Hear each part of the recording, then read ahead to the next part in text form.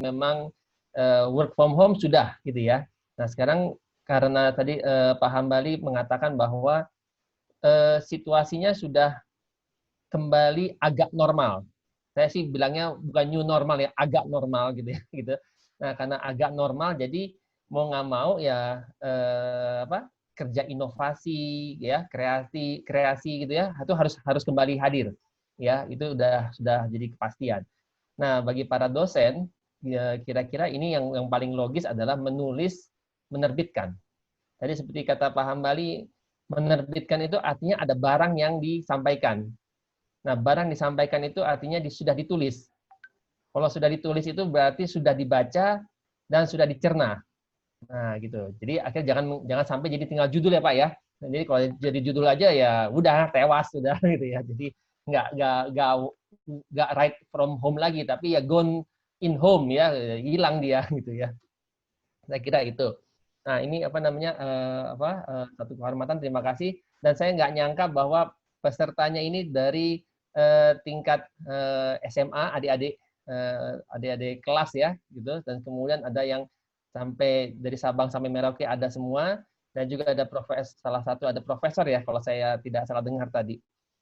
Saya kira ini luar biasa ini hari Sabtu begini. Mbak Yayat, makasih banget ya sudah diakomodasi lah ini ya acara ini. Oke, saya kira boleh saya minta tolong untuk PowerPoint-nya Pak.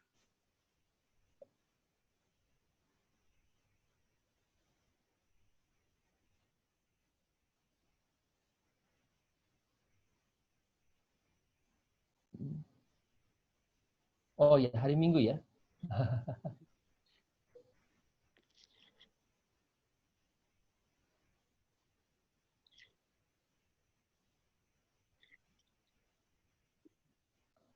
Oke, sebelum tertayang apa namanya ini apa namanya saya membuat judul tulisan saya, judulnya adalah bisa buat RPS ya.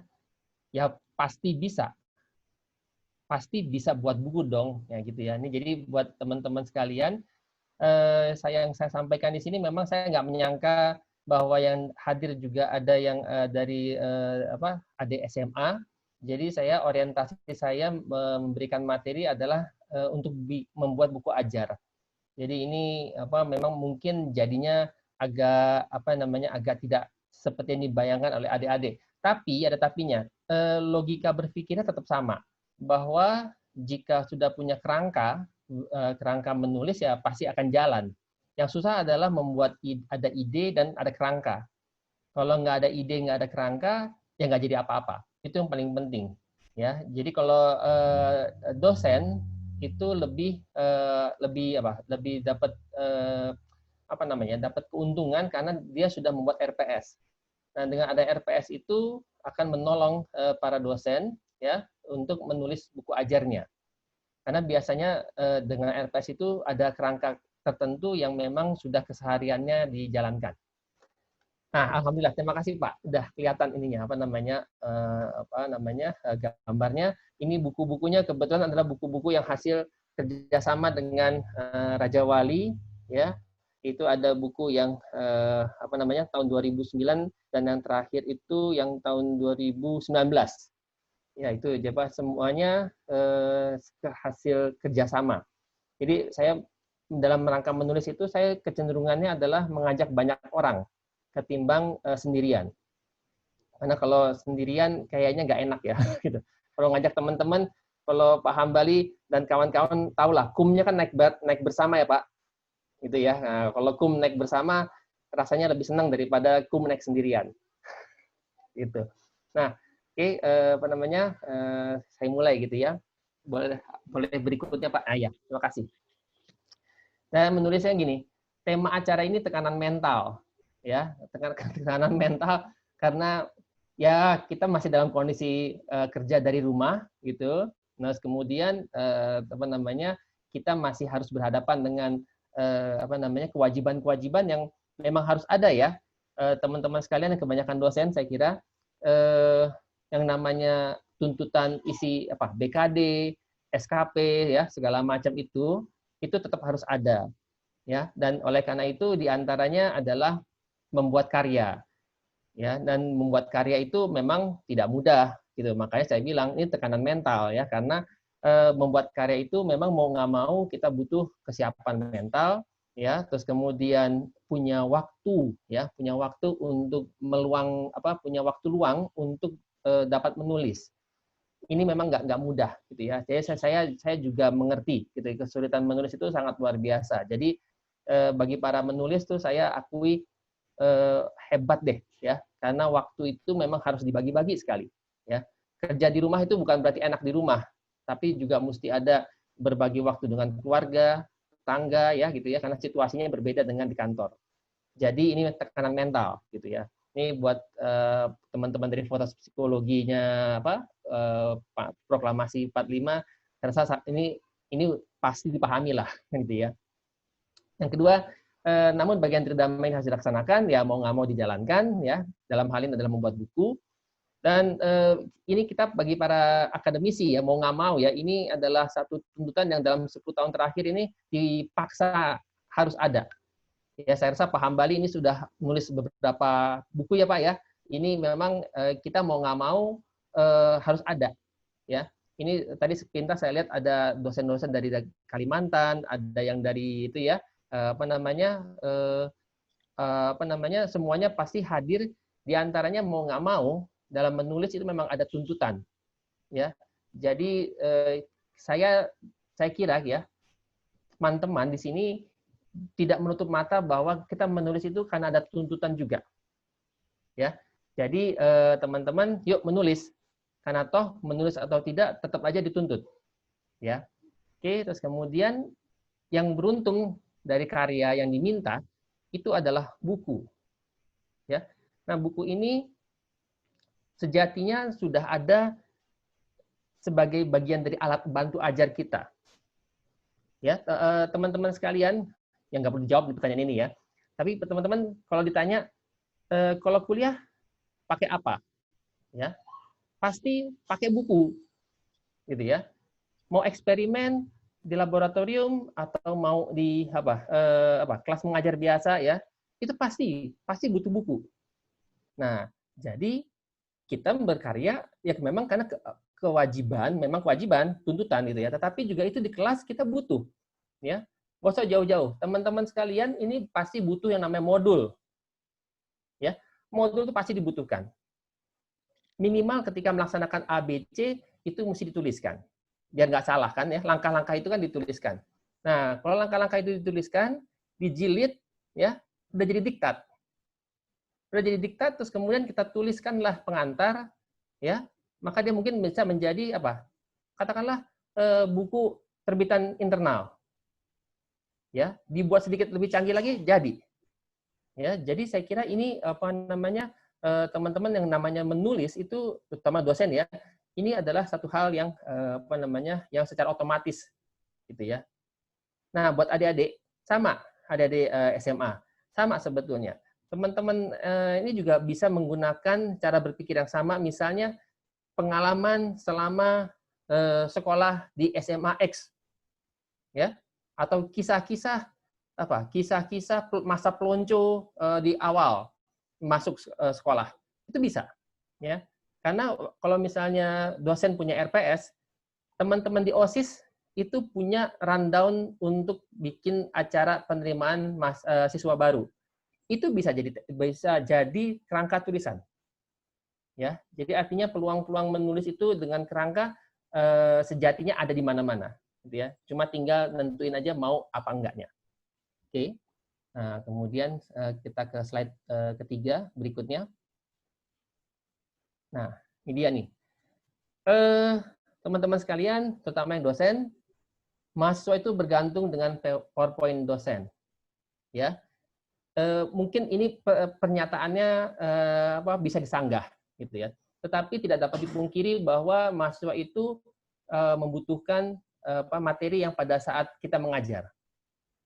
Saya dulu mengalami masa-masa pemakaian salindia atau slide. Pak Hambali pasti mengenal slide, ya Pak, ya. Kertas putih beningan itu yang dipajang di OHP, Terus kemudian pada saat selesai dosennya itu langsung buru-buru ngambil barangnya, diumpetin di dalam mapnya karena nggak boleh dipinjam untuk difotokopi. Karena biasanya mahasiswa kalau udah pinjam hilang. Itu penyakit ya Pak ya, penyakit gitu. Nah, itu jadi masa-masa itu masa-masa yang seram lah gitu ya. Tapi kemudian sekarang kita punya PowerPoint gitu ya. Nah, mahasiswa itu juga memang ya sama dengan kayak kita dulu ya Pak ya. Kita butuh apa namanya catatan dari dosen kan ya. Teman-teman sekalian pasti paham lah itu ya. Nah, jadi mereka membutuhkan PowerPoint kita. Ya, itu poin dasar itu ya. Sehingga setidaknya kelas Bapak atau Bapak Ibu sekalian itu udah pasti baca punya kita. Itu pasti. Ya. Nah, kemudian ini, kedua adalah mahasiswa itu sulit cari bahan bacaan. Ya, saya tidak menganggap bahwa semua orang tidak mampu, bukan. Tetapi ketika kita mengajar, saya yakin para dosen di sini bacaannya nggak cuma satu. Ya, jadi misalnya mau mengajar mengajar satu mata kuliah X ya, saya yakin bahan bacaannya itu nggak cuma satu. Ya, kalau cuma satu kering. Kisah-kisah yang dapat Bapak sampaikan, Bapak Ibu sampaikan bisa mengaitkan satu sama lain gitu ya. Itu kan mesti baca lagi dari yang lain, ya. Dan hal itu belum tentu dapat dikejar oleh mahasiswa kita. Nah, siapa yang bisa menyediakan bacaan tersebut? Ya dosennya. Dosennya menyediakan itu dalam bentuk apa? Dalam bentuk bacaan yang cukup memenuhi kebutuhan kelasnya. Itu paling gampang. Jadi kita membuat buku, itu basisnya adalah mahasiswa itu sulit cari bahan bacaan. Kalau di Jogja, setahu saya ada toko buku ya Pak ya, yang isinya sangat banyak menerjemahkan buku-buku asing ya, Pak Hambali ya. Karena kan Jogja beruntung sekali, saya pernah ke toko itu gitu ya, dan itu seperti surga bagi saya gitu, karena banyak sekali buku-buku yang sudah diterjemahkan. Dan itu membuat menolong sekali. Bagi saya itu menolong, luar biasa sekali. Ya. Terus kemudian, nah setelah mahasiswanya sulit cari bahan ajar, dosennya juga. Ini apa namanya kayak lingkar setan gitu deh ya. Jadi kita sama-sama cari susah. Ya. Kenapa? Karena kita memang keseringan dapat bahan-bahan ajar itu biasanya bahan-bahan asing.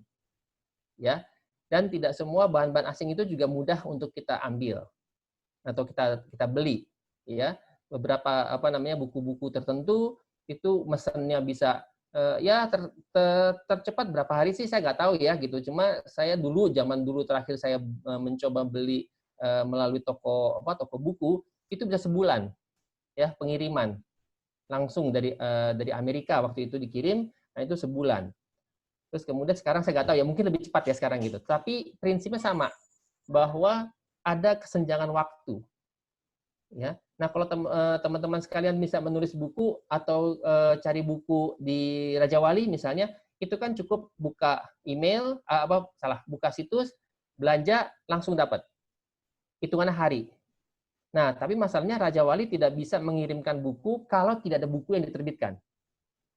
Siapa yang memberikan buku itu? Kita. Ya. Jadi kita menolong teman kita, rekan dosen juga. Ya. Sama juga adik-adik mahasiswa juga begitu. Adik-adik siswa, maaf. Saya rasa juga ketika ingin menceritakan masa-masa ospek juga begitu kan. Pengen ceritain masa-masa ospek saya. Nah, nanti pas cerita nanti adik kelasnya di masa depan pengen tahu masa pelonco tahun 2020 pas Covid kayak gimana ya. Ya, dia baca bukunya. Oh, dulu tuh SMA-nya dia tuh dulu begitu. Aku pengen bikin ini.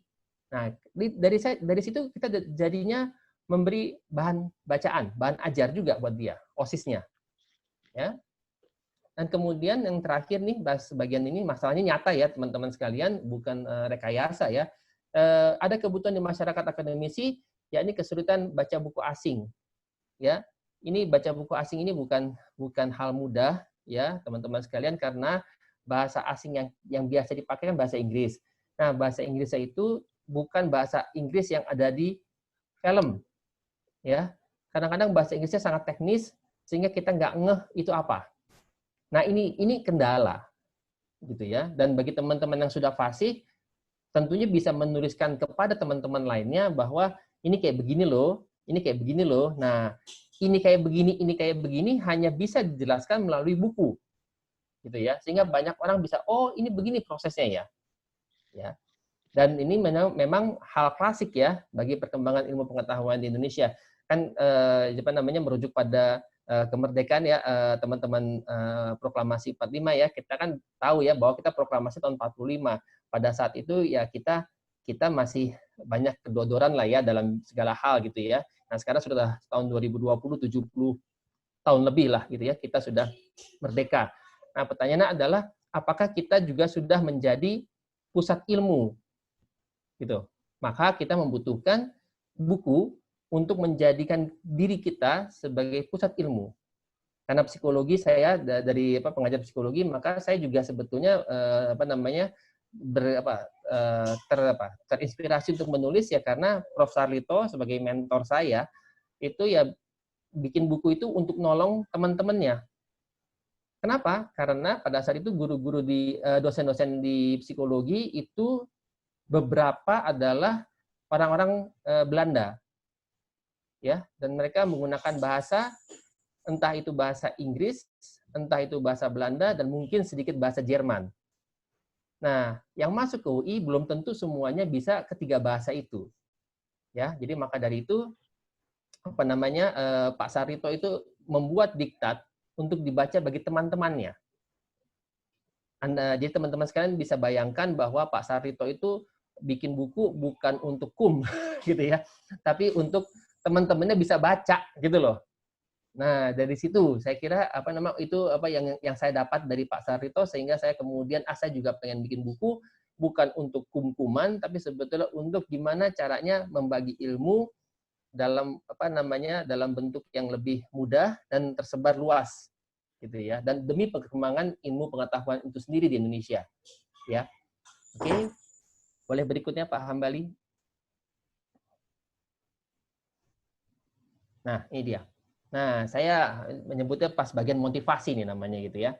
Nah, bagi ini para adik-adik SMA, mohon maaf ini ya, ini karena saya balik lagi ya karena saya mengira ini pesertanya adalah dosen ya. Jadi saya membayangkannya adalah pesertanya adalah dosen. Jadi mayoritas dari penulis itu kan adalah dosen. Ya, itu jelas. Ini buku ajar ya. Kita tidak membicarakan buku monograf atau apa ya, tapi kita membicarakan tentang buku ajar. Kenapa? Balik lagi, kebutuhan buku ajar kita tinggi sekali. Ya. Terus kemudian, nah buku ini adalah produk yang paling mudah. Saya memberi tanda petik ya gitu. Saya nggak mengatakan itu mudah tuh seperti Anda memencet WA. Enggak. Saya mengatakan mudah itu dalam tanda petik. Kenapa? Mudahnya adalah teman-teman sekalian sudah mengajar lebih dari sekian tahun. Ya. Saya yakin deh di para dosen yang ada di ruang mimbar ini pasti telah mengajar minimal 3 tahunan. Ya. Jadi dengan demikian bahwa ini sudah pasti jadi mudah. Ya. Oke. Kemudian logika menulis buku ajar adalah sistematika. Nah, ini dia nih. Kalau buku ajar yang menyenangkan bagi kita ya, menenangkan dan menyenangkan adalah ada alurnya. Sistematikanya sudah ada. Dari mana? Silabus. Teman-teman sekalian, ada nggak yang ngajar nggak pakai silabus? Nggak usah dijawab ya, gitu ya. Ini pertanyaan retorik aja gitu, karena nggak mungkin kan? Karena sekarang mau akreditasi universitas, fakultas, bidang jurusan itu semuanya pasti ditanya adalah silabusnya gitu. Jadi kalau teman-teman mengatakan saya belum bisa buat buku, kenapa? Nggak punya kerangkanya? Nggak mungkin. Kenapa? Karena silabus secara alami ada dan harus ada gitu ya. Jadi ini menolong sekali ya. Jadi tadi makanya saya katakan kenapa siswa SMA juga bisa, karena kalau menceritakan ospek misalnya ya, menceritakan ospek itu ada rundown-nya. Pasti sebelum ada rundown, itu pasti ada tema-tema acara. Nah, itu juga bisa. Itu ada sistematikanya. Bisa kok. Jadi tenang aja adik-adik ya. Jadi Anda bisa kok membuat buku sebagaimana cara berpikirnya para dosen gitu ya. Ini apa namanya apa ya, karena pasarnya ya apa banyak sekali ada dari SMA sampai guru besar. Nah, kemudian makanya saya mengatakan perangkat kesiapan mengajar adalah membuat silabus. Ya, salah. Ada silabus. Jadi kalau ada silabus ya pasti bisa ngajar. Kalau pasti bisa ngajar, berarti bisa nulis. Sangat sederhana. Gitu ya. Jadi mohon maaf teman-teman sekalian kalau merasa bahwa bimbingan teknisnya kok gini doang, ya memang gini doang. Gitu ya. Karena kalau sudah punya silabus, udah jalan, Pak. Bapak Ibu sekalian nggak usah khawatir, punya silabus pasti jalan. Gitu. Cuma tinggal apa namanya, kalau mobil tuh cuma tinggal starter aja. Mobil sudah ada, aki sudah ada, bensin ya terserah ya, ada apa enggaknya gitu ya. Tapi udah ada ya sudah tinggal starter. Ya, karena sudah ada kok silabusnya. Itu. Nah, kemudian nih motivasi lagi ya. Kalau nggak percaya, saya mau tanya ke teman-teman yang nggak usah dijawab juga ya. Adalah semakin banyak mengajar, semakin banyak silabus. Ya. Kalau tadi saya lihat CV-nya Pak Hambali, saya curiga minimal Bapak ngajar 3 mata kuliah ya, Pak? Nah, kalau Bapak ngajar 5, ini saya maaf ya Pak, saya pakai patokan Bapak dulu ya. Jadi nanti teman-teman bisa membayangkan dirinya sendiri ya Pak ya. Jadi kalau Pak Hambali sudah megang 5, berarti Pak Hambali punya 5 silabus ya Pak? Nah, logikanya kalau Pak Hambali punya 5 silabus, berarti Pak Hambali minimal punya 5 buku ajar. Benar nggak Pak? Nah, kan jadi udah ketahuan kan jumlah buku yang teman-teman tuliskan itu sudah ketahuan. Ya. Jadi nggak usah ngawang-ngawang saya mau bikin 20 buku, nggak usah.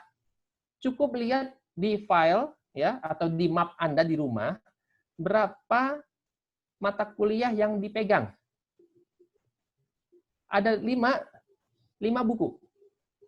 Ada 6 buku. Ada 7 buku.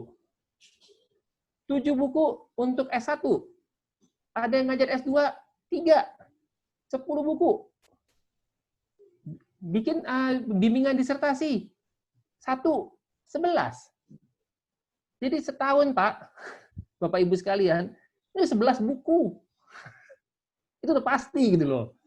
Ya, ini Mbak Yayat tolong ya diingat-ingat nih ya, ini soalnya ada pasar besar nih Pak Hambali minimal beliau punya 11 buku nih ya Mbak Yayat. Tolong. Gitu ya. Jadi ini udah jelas ya, jadi apa namanya jumlahnya ya. Jadi semakin banyak mengajar, semakin banyak silabusnya, maka kemudian apa namanya menulisnya banyak. Nah, terus kemudian semakin rapi RPS. Nah, ini dia teman-teman, cuma modal dasarnya adalah silabus atau RPS itu rapi. Kalau nggak rapi, nggak apa terstruktur, ya tadi struktur nggak ada, maka buku tidak ada. Ya, ini perkara ya gitu ya. Jadi teman-teman sekalian sebaiknya ketika lihat silabus beresin dulu terutama alurnya, nanti kemudian pas sudah jadi maka dia akan menjadi kerangka dasar buku Anda. Itu udah pasti. Ya, saya yakin, maka saya mengatakan semakin rapi RPS maka wujud buku sudah 40%. Ini bukan penelitian ilmiah ya gitu ya, tetapi saya ingin menyatakan kepada teman-teman bahwa Anda sudah punya RPS berarti Anda sudah 40% dan sudah jadi bukunya. Jadi tinggal 60%. 60% itu banyak hambatannya ya Pak, Bu. Gitu loh, ya. Mulai dari apa namanya? Mulai dari anak nangis ya gitu ya, sampai kemudian laptopnya mati. Nah, itu hambatan 60% lainnya gitu. Tapi silabus 40% keberhasilan. Ya. Oke. Nah, iya. Boleh berikut ya, Pak? Yang slide berikutnya. Nah, bagi para dosen, ini ya salah, demotivasi ya. Nah, demotivasinya. Yang sebelumnya, ya, ini dia. Demotivasi bagi para dosen menulis buku, ya, ganjarannya nih tidak dianggap setara dengan menulis artikel jurnal. Ya, ini fakta. Karena memang banyak bukan banyak ya, saya juga ketika kemarin ini mengajukan laporan karya yang namanya buku nggak setara dengan artikel jurnal. Jadi ini kadang-kadang bikin sedih. Kenapa? Karena bikin buku itu nyatanya itu tidak lebih mudah daripada bikin artikel. Saya rasa Pak Hambali ya, rekan-rekan sekalian nih ya, saya yakin sekali mengalami hal itu. Menulis artikel jurnal sulit, betul. Tetapi bukan berarti menulis buku jadi lebih mudah daripada membuat artikel jurnal. Salah. Kenapa? Karena toh tetap saja harus membaca banyak buku. Harus tetap saja mengkaji literatur. Harus tetap saja memilah-milah mana yang dipakai, mana yang enggak. Sama aja. Cuma bedanya mungkin tidak melakukan perhitungan atau tidak turun lapangan. Tetapi usaha bacanya sama aja. Ya, itu kadang-kadang yang membuat kadang-kadang bagi beberapa dosen itu ya nggak setara jurnal, nggak keren. Itu loh Pak. Bapak Ibu sekalian, disebut nggak keren tuh nggak enak.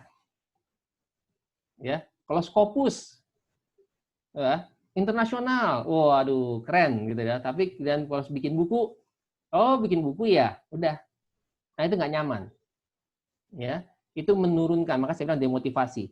Nah kemudian posisi karya buku masih masuk dalam pengajaran. Nah ini buku itu pengajaran kan ya, kalau saya nggak salah dalam penulis dalam tiga koridor apa tuh Pak, yang masih masukin BKD segala macam itu buku itu masuk dalam pengajaran. Padahal jumlah mengajar kita sudah banyak. Nah ini akhirnya bikin demotivasi.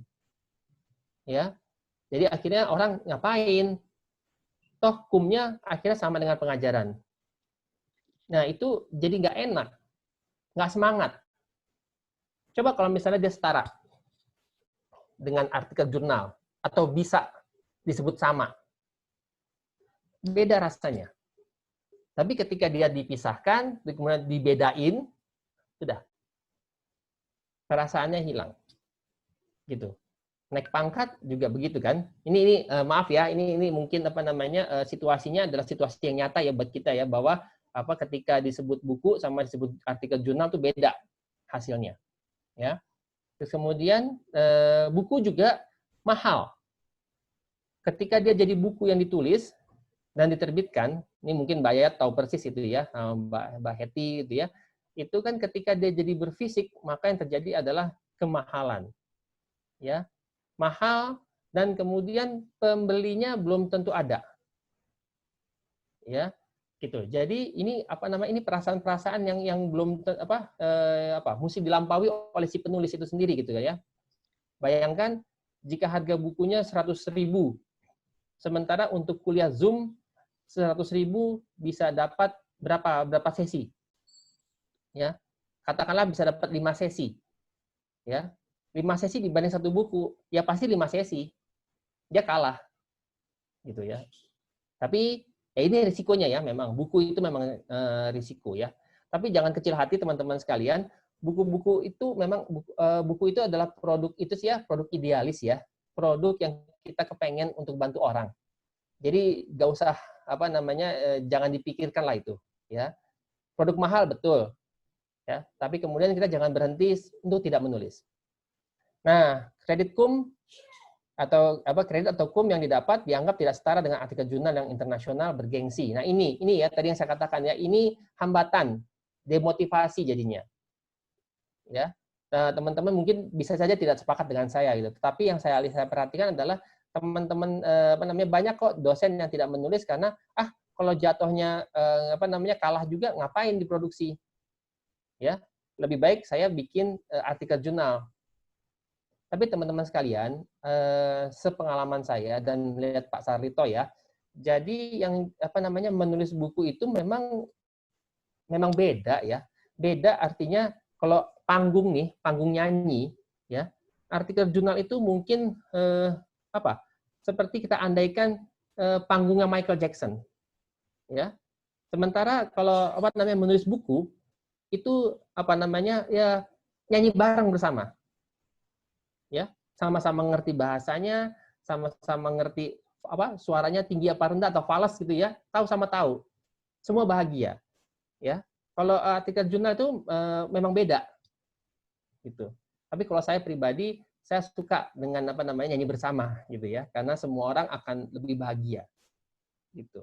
Ya, tapi ini nanti berkembang lah ya, mudah-mudahan ya Pak Hambali dan kawan-kawan semoga ada perubahan dalam perhitungan kum ya Pak ya. Karena ini nggak nyaman juga loh.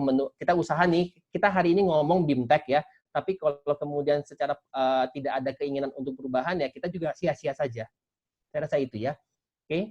Nah, kemudian berikutnya, nah idenya, ide menulis buku. Nah, makanya saya bilang ini karena saya pikir dosen, lagi-lagi adalah menulislah yang Anda ajarkan. Itu gampang aja.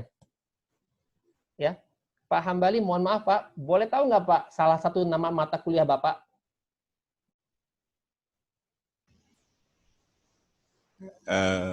Hukum pidana. Oke, ya. Nah, maka udah jelas tuh teman-teman sekalian bahwa Pak Hambali pasti akan bikin buku tentang hukum pidana. Udah ketahuan, hukum pidana. Hukum pidana tahun 2020 oleh Pak Hambali. Nah, udah ketahuan tuh. Mata kuliah itu akan menghasilkan buku 1 biji namanya Hukum Pidana oleh Pak Hambali, terbitan Raja Grafindo di Yogyakarta. Udah ada. Pasti. Gitu ya. Jadi bikin buku yang diajarkan saja.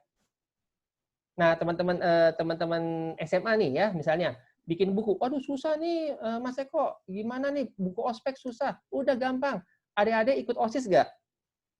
Ikut OSIS apa? PMR. Ya. Udah ajarkan buku jadi PMR yang terkenal. Nah, jadi PMR yang baik hati. Nah, udah jadi. Idenya ya, bukan bukunya ya. Idenya udah ada gitu ya. Jadi sama ya sifatnya. Menulislah yang Anda ajarkan. Jadi kalau buat adik-adik, menulislah yang adik-adik lakukan. Ya, kalau jadi anggota PMR, tulislah PMR. Kalau jadi anggota Paskibra, ikutlah Paskibra. Gitu ya. Nah, tinggal saya rasa gitu. Nah, kemudian ide atau tema tulisan yang ikuti adalah alur pengajaran Anda. Nah, buat teman-teman sekalian yang dosen gitu ya, teman-teman sekalian itu bisa ikut subbab ya. Kadang-kadang hambatannya adalah subbabnya gimana, apa aja yang diisi, ya gampang. Lihat lagi itunya silabusnya, ya tarik lagi. Kan silabus itu ada kompetensi, ada pokok bahasan, sub pokok bahasan, benar ya? Nah, dari situ pecah aja. Ya. Oke, kalau saya boleh, ini lagi-lagi mohon maaf ya Pak ya, Pak Hambali, saya jadiin contoh terus ya Pak ya. Boleh ya Pak ya? Izin Pak, gitu ya. Nah, dengan tema mata kuliah Pak Hambali dengan hukum pidana, itu kayaknya nih saya mencurigai gitu ya Pak ya. Kira-kira nih Pak ya, kan dalam satu sesi bisa jadi ada 3 sampai 4 sub pokok bahasan. Gitu ya. Nah, itu sudah pasti akan ketemu sekitar 4 halaman. 4 halaman dan pengantar. Udah 5 halaman. Soal ujian atau soal latihan 6 halaman. Itu jadi udah. Ya, jadi nggak usah khawatir. Sudah pasti ada. Ya. Nah, kemudian ide lainnya adalah ini seperti kata Pak Hambali ya, kalau nggak baca, nggak bisa nulis. Kalau nggak bisa nulis, ya maka nggak bisa terbit ya. Oke. Nah, jadi kenapa saya menulis? Mempunyai terbitan berkala sangat membantu memunculkan ide tulisan. Ya. Ide berkala ini Bapak Ibu sekalian atau adik-adik itu bisa koran, tabloid, majalah, ya, atau apa gitu ya. Nah, itu ketika teman-teman baca koran, tabloid, majalah itu menimbulkan ide, iya ya, ini kan kejadiannya seperti ini. Teman-teman sekalian, saya rasa ini di teman-teman yang menulis artikel jurnal terutama ya, peneliti ya, saya rasa juga mengalami hal ini. Di psikologi sosial itu ada sebuah kejadian, saya sebagai pengajar malah lupa ya judulnya apa. Jadi ada sebuah kejadian, ada perempuan di Amerika Serikat tahun 60-an itu dibunuh ya, namanya Kitty Genovese ya. Kitty Genovese ini dibunuh, terus kemudian saksinya jadi setelah pembunuhan itu tidak ada yang menelpon polisi. Ya. Jadi ketika dia dibunuh di area publik, terus kemudian orang melihat dari jendela apartemen. Tapi tidak satupun orang yang menelpon polisi. Sampai polisi datang, Setelah ada penelpon, setelah kejadian lewat, orang itu nelpon, polisi datang, terus kemudian ditanyain, kenapa Anda nggak telepon? Saya pikir ada yang nelpon. Nah, ada seorang peneliti, ya, itu kemudian mencari tahu, ini kenapa sih? Ditanyain. Dan ternyata yang melihat kejadian itu lebih dari 40 orang. Ya. Nah, itu diangkat di koran. Kenapa kita nggak mau nolongin orang? Nah, berikutnya menjadi artikel jurnal. Namanya siapa namanya penulisnya Latane kalau nggak salah ya. Latane tahun 67 apa 68 gitu. Ya, jadi artinya kenapa saya angkat baca koran? Karena koran itu kadang-kadang membuat kita berpikir kenapa ya kok orang nggak mau. Seperti masa COVID sekarang gitu ya, PSBB misalnya gitu ya. Mungkin bagi pengajar sosiologi ini menarik ya gitu. Kenapa ya kok nggak mau jaga jarak misalnya ya gitu ya. Nah itu kan bisa jadi bab sendiri atau jadi jadi inspirasi untuk menjelaskan salah satu materi ajar gitu. Dan itu semuanya kebetulan ada di koran. Jadi kita bisa bisa ngambil sebagai rujukan tuh ini dia, ini faktanya.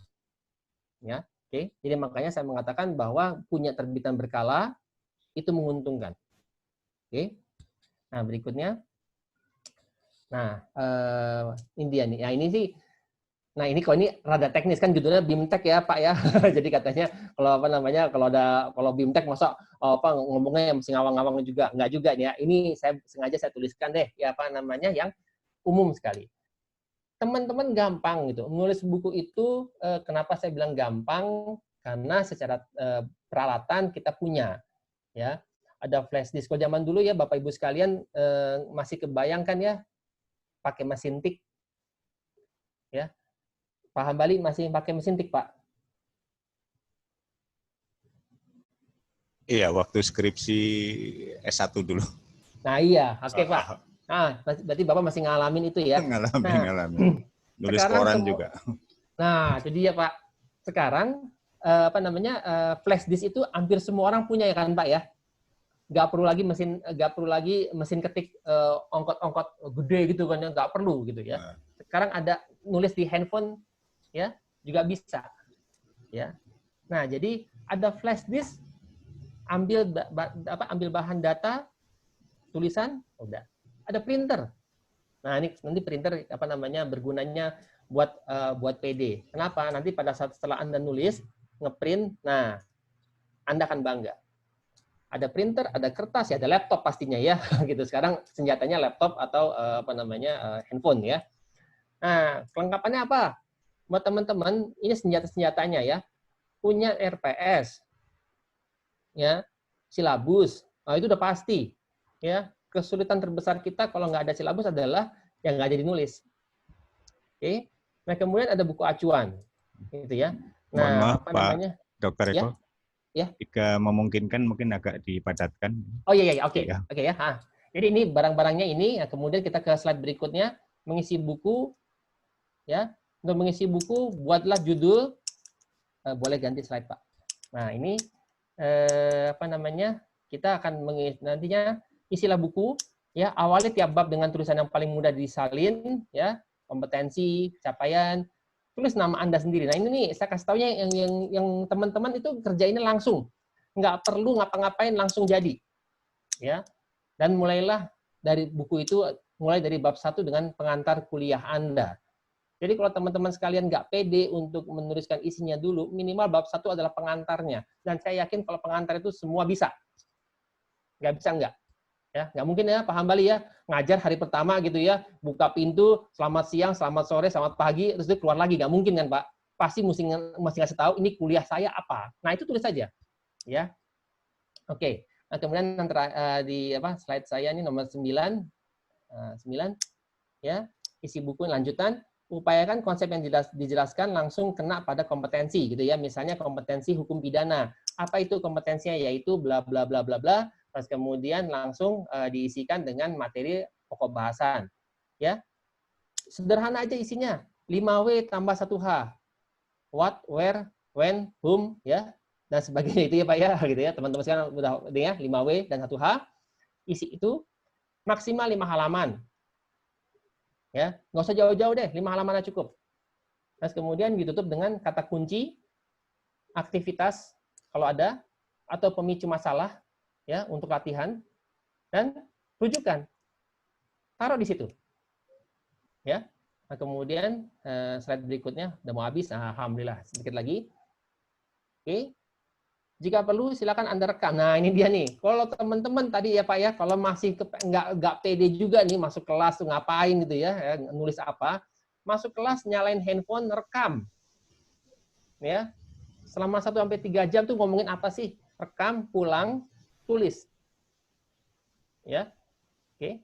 Nah, sebenarnya saat menulis perlu sekali-sekali membacanya. Ya, dan kemudian kalau bisa baca bersuara ya. Jadi kita ngerti. Oh, ini maksud saya gini ya. Kadang-kadang teman-teman suka nanya ke saya, kalimat kamu nggak enak deh kok. Oh iya ya.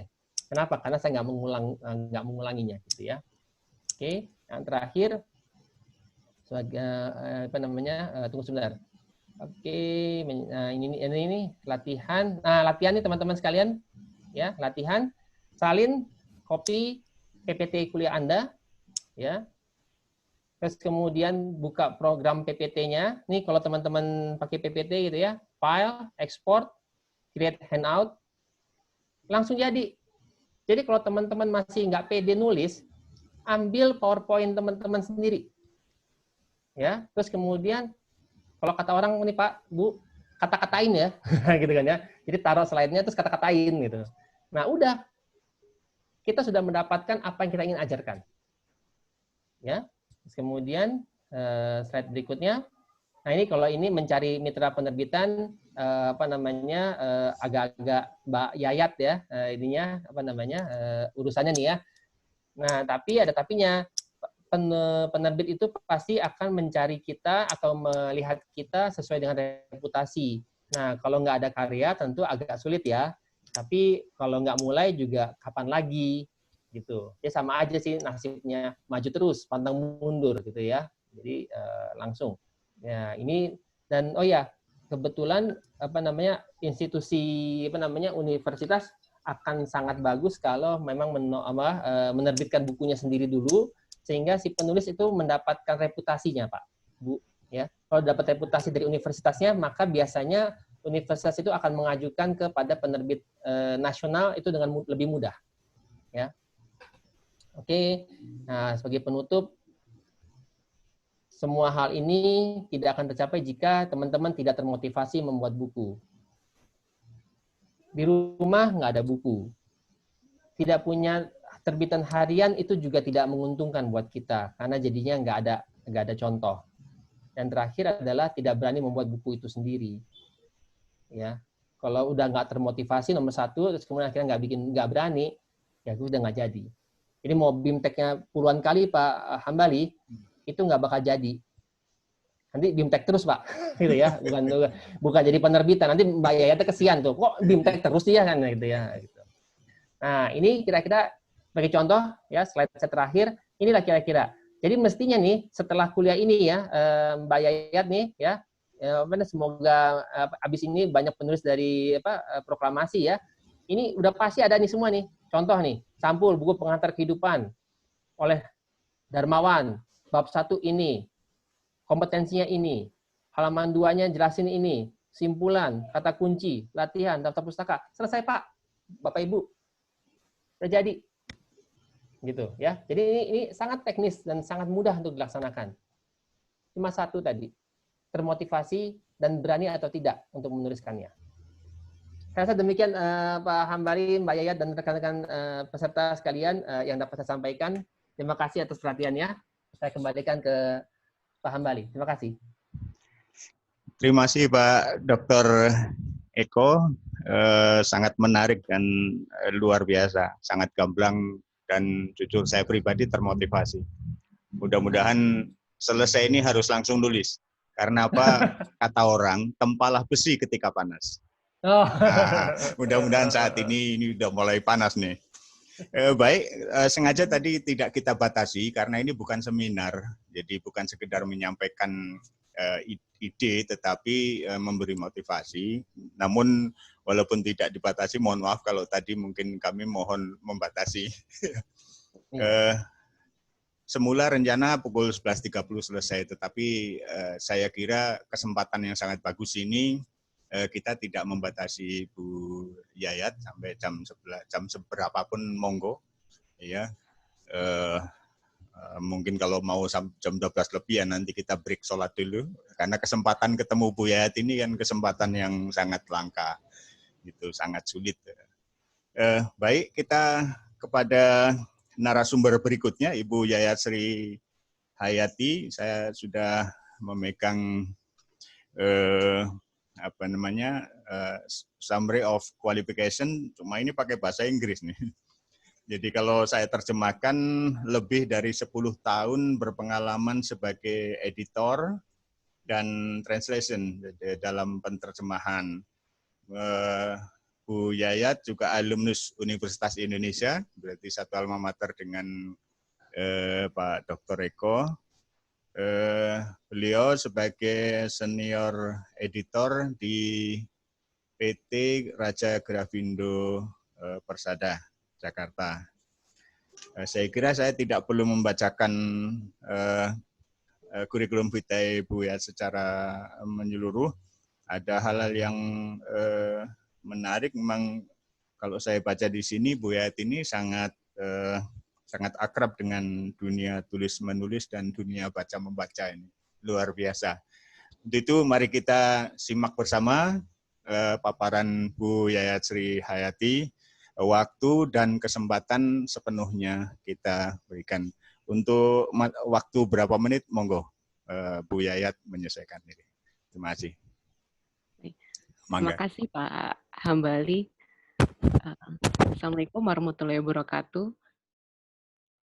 Yang saya hormati Bapak Bambang Irianto, Rektor Universitas Proklamasi 45, dan Mas Eko Minarno. Selamat siang Bapak Ibu peserta BIMTEK Online, tips dan trik menerbitkan buku. Ini saya juga senang banget lihat pesertanya banyak. Ini terakhir sampai 200-an ya. Ini menandakan sebenarnya bukan hanya minat baca, tapi minat menulis dan menerbitkan itu sebenarnya tinggi ya Pak. Ada di YouTube apalagi juga. Mungkin iya, bahkan ada di YouTube juga, dan pendaftarnya bahkan tadi Pak Hambali bilang sebenarnya 1000 lebih ya. Gitu ya. Mudah-mudahan ini suatu hal yang bagus dan banyak yang ingin mengikuti jejak Pak Eko, Pak Hambali untuk jadi penulis gitu.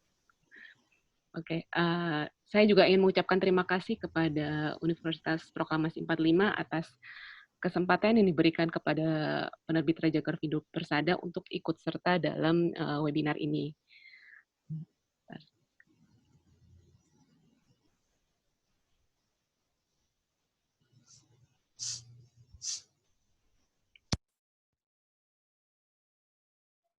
Ya, saya perkenalkan diri dulu ya sebentar. Ini saya Yayat Sri Hayati, editor penerbit Raja Grafindo Persada. Tugas saya sebagai editor mungkin Bapak Ibu taunya kalau editor itu hanya mengedit naskah ya, dari naskah mentah menjadi naskah jadi, tapi sebenarnya tugas kami editor tidak hanya itu, tapi juga mencari naskah yang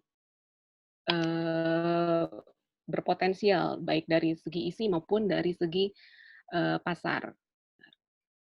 Ya.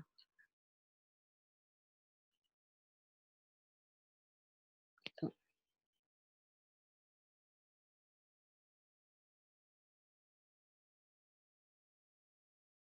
Bentar ya, saya coba share dulu. Oke.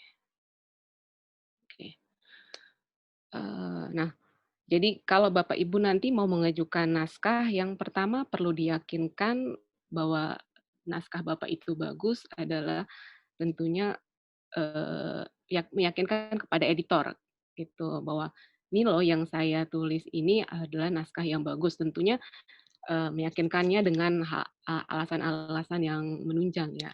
Nah, melalui kesempatan ini saya nanti akan memaparkan sekilas mengenai apa dan bagaimana jika ingin mengajukan naskah ke penerbit.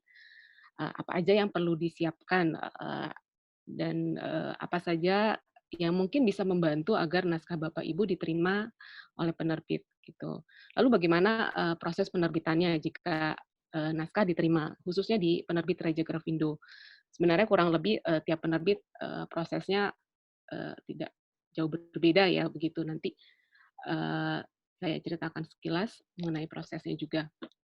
Nah, sebelum saya paparkan mengenai proses penerbitan di Raja Grafindo, saya mau kenalkan dulu penerbit Raja Grafindo Persada. Mungkin ada yang belum tahu atau belum pernah dengar, atau bahkan mungkin kayak Mas Eko kayaknya taunya Raja Wali Pers. Emang itu beda atau bagaimana gitu kan? Jangan-jangan ini apa ya beda atau anak grup atau apalah gitu. Nah, Raja Grafindo Persada itu sudah 40 tahun berdiri nih ya, Bapak Ibu. Berdiri tahun 80, awalnya dengan nama Raja Wali Pers. Saat itu fokusnya hanya menerbitkan buku-buku perguruan tinggi. Jadi ya nggak salah juga jika Bapak Ibu ada yang taunya namanya Raja Wali Pers, dan mungkin yang lebih terngiang-ngiang itulah Raja Wali Pers gitu loh. Karena memang awalnya kita namanya Raja Wali Pers. Nah, pada tahun 93 Raja Wali Pers berganti nama karena kami beralih dari CV menjadi PT gitu. Dari Raja Wali Pers menjadi Raja Grafindo Persada. Nah, nama Raja Wali Pers tetap digunakan sebagai salah satu divisi di kami yang menerbitkan buku-buku perguruan tinggi. Jadi setelah beralih menjadi PT dan berganti nama jadi Raja Grafindo Persada, kami menerbitkan buku-buku non perguruan tinggi. Jadi ada divisi-divisi lain. Namun tentunya tetap fokus utama kami adalah buku-buku teks perguruan tinggi. Gitu. Jadi nanti mungkin yang saya paparkan lebih banyak berkaitan dengan penerbitan buku perguruan tinggi gitu. Jadi mohon maaf nih kalau nanti ada adik-adik, ternyata ada adik-adik dari SLTA, tapi nggak apa-apa, ini juga bahan informasi. Kalau untuk prosesnya pun nanti kalau untuk buku perguruan tinggi ataupun buku non-teks sebenarnya sama aja proses penerbitannya. Tapi kalau mengenai ada hal-hal bedanya nanti yang saya ceritakan di slide nanti. Oke, nah ini buku-buku yang sudah kami terbitkan. Gitu. Contoh-contohnya, sekilas aja ini juga contoh buku yang sudah kami terbitkan. Ini saya nggak tampilkan buku Mas Eko ya, karena tadi saya yakin udah ditampilkan oleh Mas Eko, jadi biar fair saya tampilkan dari penulis-penulis lain juga. Ini hanya sebagian aja. Dari sini mungkin Bapak Ibu bisa lihat bahwa kami menerbitkan buku-buku perguruan tinggi dari berbagai bidang ilmu gitu. Ada ekonomi, ada hukum, ada komunikasi, kesehatan, pendidikan, gitu. Dan memang yang paling banyak sampai saat ini yang kami psikologi juga ada ya. Nanti saya diprotes Mas Eko nih nggak nyebutin psikologi. Yang paling banyak memang untuk saat ini terbitan kami untuk buku teks adalah dari bidang ilmu hukum, ekonomi, dan pendidikan. Gitu. Oke. Oke. Nah, mengenai pembagian tema. Nah, karena ini saya bicara soal buku perguruan tinggi ya. Karena memang buku yang kami terbitkan paling banyak adalah buku-buku perguruan tinggi. Ini kalau kami mengaitkan temanya itu dengan mata kuliah yang diajarkan di perguruan tinggi. Jadi ada 3 tema, kami kaitkan buku-buku kami ini. Ada 3 tema dasar, tema lanjut, dan tema wacana. Gitu.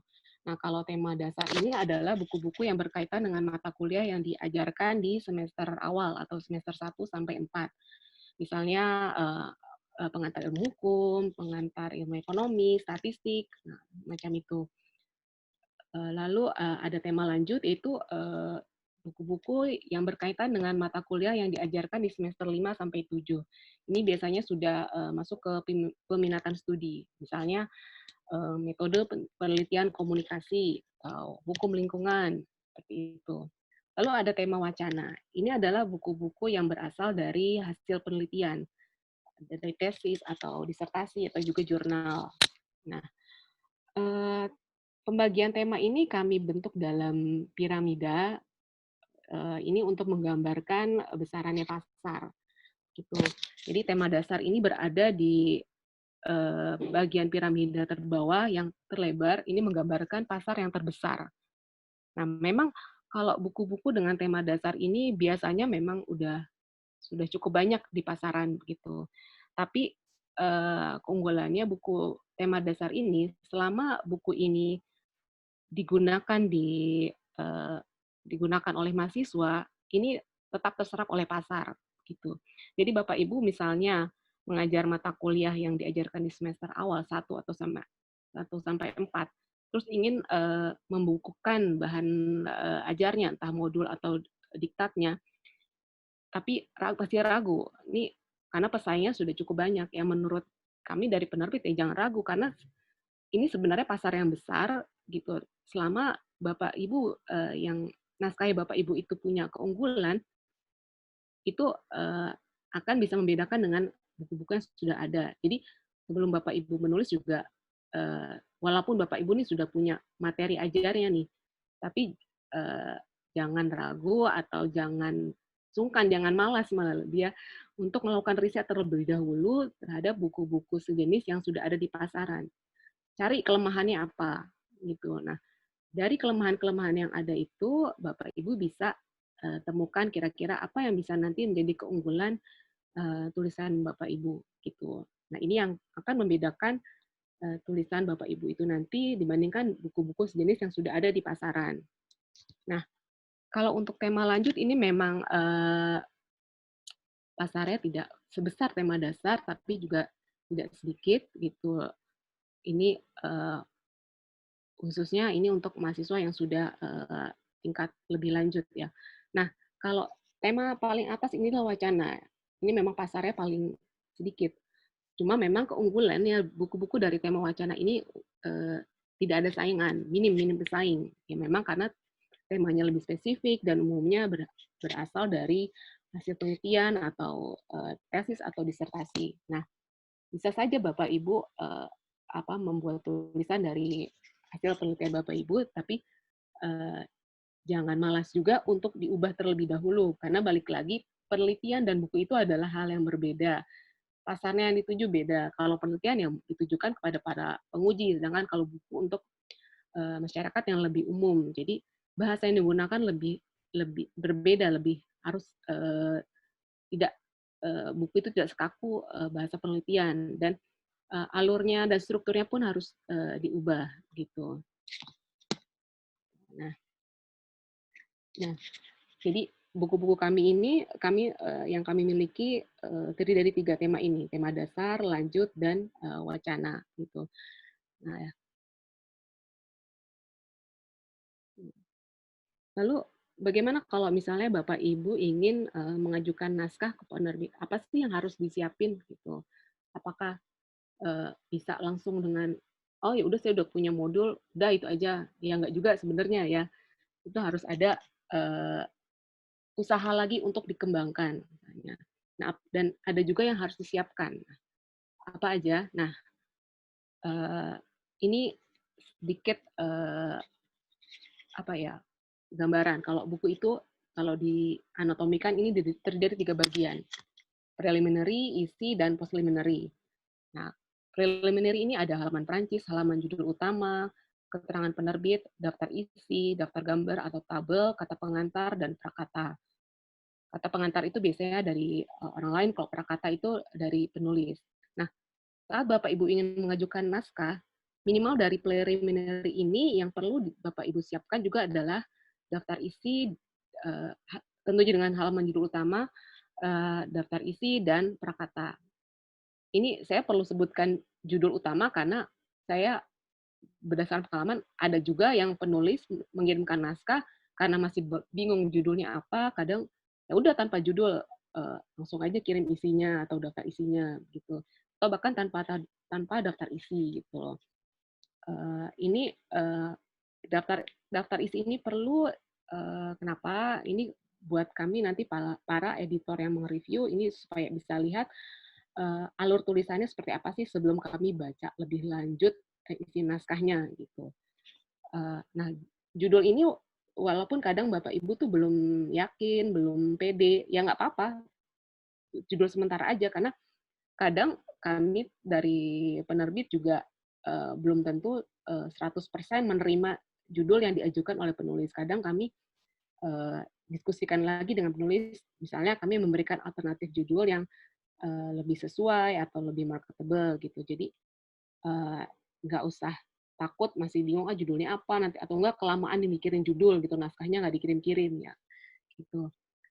Nah, Prakata pun juga itu sementara aja juga nggak apa-apa gitu. Jadi nanti karena akan ada proses revisi segala macam, itu ada waktunya juga. Nah, lalu mengenai isi, kalau tadi kan Mas Eko lebih menerangkan ke buku ajar gitu. Jadi sebenarnya itu kalau isi yang kami terima kadang ada buku teks, ada buku ajar gitu. Nah, ini kadang suka membingungkan para calon penulis. Nah, kalau bedanya apa ya, kalau buku teks itu dia lebih langsung ke penjabaran isi ketika per babnya. Kalau buku ajar seperti yang tadi Mas Eko terangkan, itu di bagian awalnya ada tujuan pembelajaran, lalu baru masuk ke uraian. Dan di akhirnya tuh ada kesimpulan dan ada rangkuman atau latihan gitu. Dan isinya benar-benar mengikuti silabus gitu. Kalau buku teks itu tidak lebih ke pendalaman materi umumnya. Gitu. Nah, untuk di bagian post preliminary itu ada lampiran, ada daftar pustaka, ada glosarium, indeks, dan biodata. Nah, saat mengajukan naskah yang penting yang kami butuhkan, Bapak coba masukkan juga adalah daftar pustaka dan biodata. Kalau lampiran, glosarium, atau indeks itu bisa menyusul. Nah, daftar pustaka ini juga penting buat kami untuk melihat referensi yang Bapak Ibu gunakan. Apakah referensi yang Bapak Ibu gunakan itu adalah referensi terbaru atau referensi yang benar-benar sumber utama gitu. Karena zaman sekarang, zaman internet, banyak juga penulis yang mengajukan sumber-sumber dari internet, tapi itu bukan sumber utama seperti dari Wikipedia atau blog-blog yang tidak jelas gitu. Nah, ini yang perlu juga kami dari editor ini melihat ini referensi yang Bapak Ibu gunakan gitu. Ya, ini penting banget apalagi untuk buku ajar atau buku teks gitu. Nah, setelah ini tadi disiapkan gitu kan, nggak ada salahnya. Jadi bukan sekedar naskah aja yang Bapak Ibu kirimkan, cuma kami akan lebih senang nih jika disiapkan dalam bentuk seperti proposal kecil naskah gitu. Nah, jadi ini kayak kalau film ini kami ngelihat trailernya dulu nih sebelum kami langsung ke isinya. Nah, proposal naskah itu apa aja sih isinya? Nah, pertama misalnya deskripsi singkat buku. Ini cukup satu atau dua paragraf. Ini seperti sinopsisnya. Ini bukunya tentang apa? Lalu kedua, tuliskan keunggulannya apa. Misalnya keunggulannya ini menggunakan teori-teori yang dimasukkan di sini adalah teori-teori terkini, nggak hanya teori-teori yang ada dari buku-buku yang sudah umum, tapi juga misalnya dari jurnal yang terkini, atau misalnya buku ini keunggulannya menggunakan contoh kasus yang sifatnya lokal. Kalau yang buku-buku lain biasanya menggunakan contoh kasus yang ada di luar, itu jadi kurang bisa diterima oleh pasar Indonesia misalnya gitu. Lalu sampaikan juga misalnya kalau ada suplemen penunjang, misalnya nanti akan ada PowerPoint-nya atau CD atau apa. Tapi ini sifatnya opsional aja, namun bisa menjadi daya tarik. Lalu tuliskan juga di proposal ini target pembacanya. Misalnya mahasiswa semester 3 Fakultas Ekonomi gitu. Lalu juga cantumkan resume atau biodata penulis. Ini sama dengan yang tadi saya sebutkan sebelumnya. Nah, informasi yang tambahan lain yang perlu disampaikan di proposal naskah tadi kalau bisa nih ya, misalnya juga cantumkan buku pesaingnya apa gitu loh. Misalnya kalau manajemen pemasaran yang Bapak Ibu mau menulis manajemen pemasaran, buku pesaingnya manajemen pemasaran Kotler gitu. Ya, tapi nggak langsung minder juga, langsung pesaingnya tuh yang buku babon gitu nggak. Tapi sebutkan aja pesaingnya apa. Karena kan tadi sudah disebutkan keunggulannya. Nah, sebutkan pesaingnya apa. Lalu pasar potensialnya siapa? Misalnya mahasiswa saya di tempat saya mengajar itu ada 3 kelas, misalnya itu ada di tiap semester. Tuh.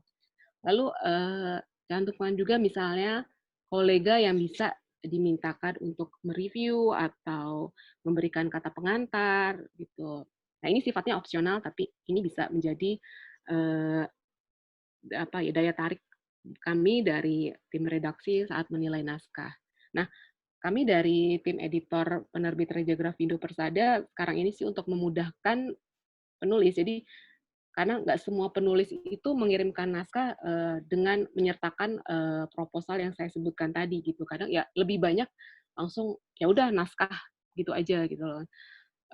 Entah masih berupa outline atau naskah yang sudah jadi. Nah, kami memberikan link ini untuk diisi para calon penulis kami.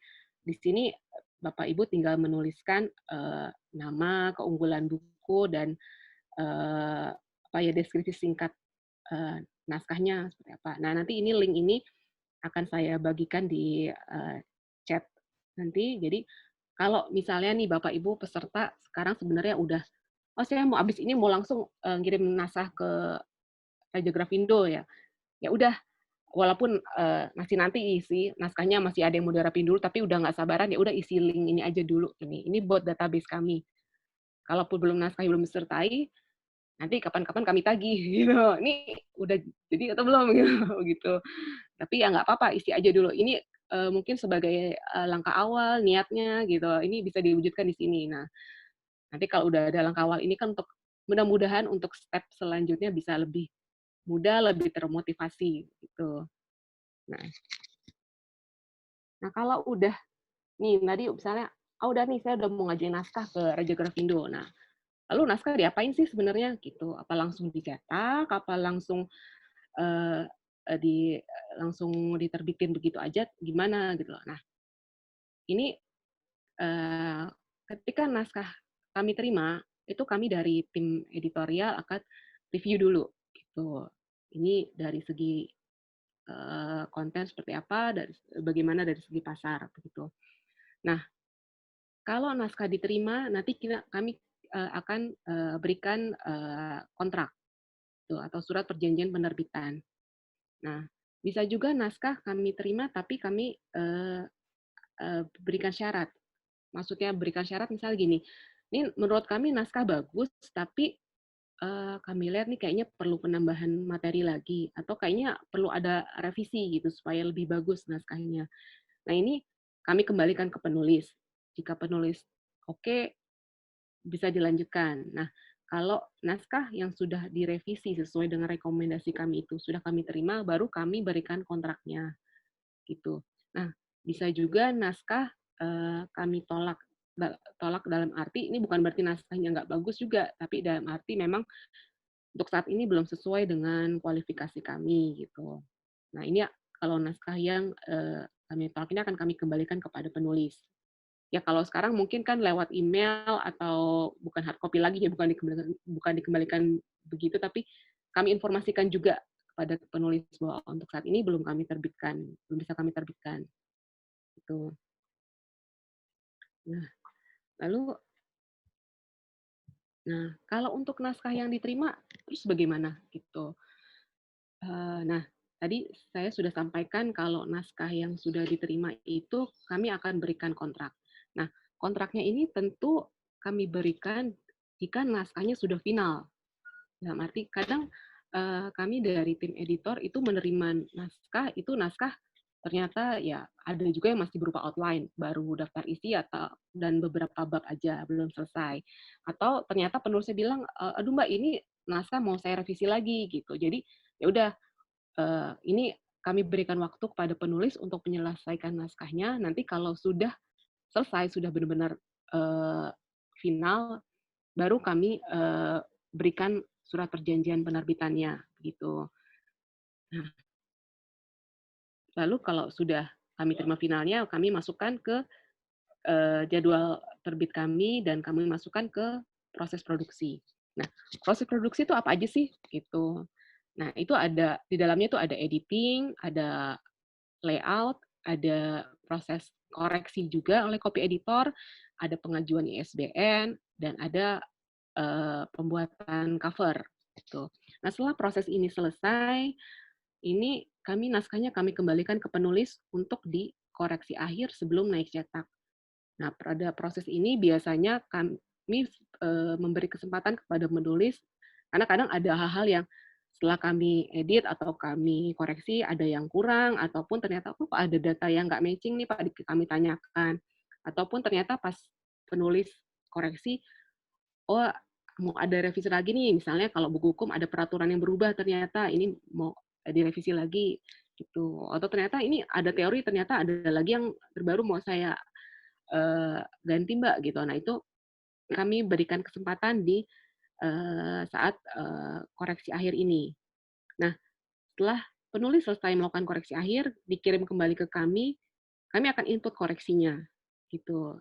Nanti setelah diinput kami cek lagi. Jadi di kami itu ada beberapa kali proses koreksi, minimal 3 kali lah. Ini untuk untuk memaksimalkan kualitas produk kami. Jadi kami harus pastikan bahwa kesalahannya itu kalau bisa zero gitu. Ya walaupun ya biasanya masih ada ya miss sedikit, tapi kami usahakan semaksimal mungkin ini hasil kualitasnya bagus gitu, baik dari segi isi ataupun dari segi cetakannya juga nanti gitu, layoutnya juga gitu, dan layoutnya pun kami sesuaikan dengan standar kami gitu. Jadi kalau penerbit itu masing-masing biasanya punya standar layout sendiri-sendiri.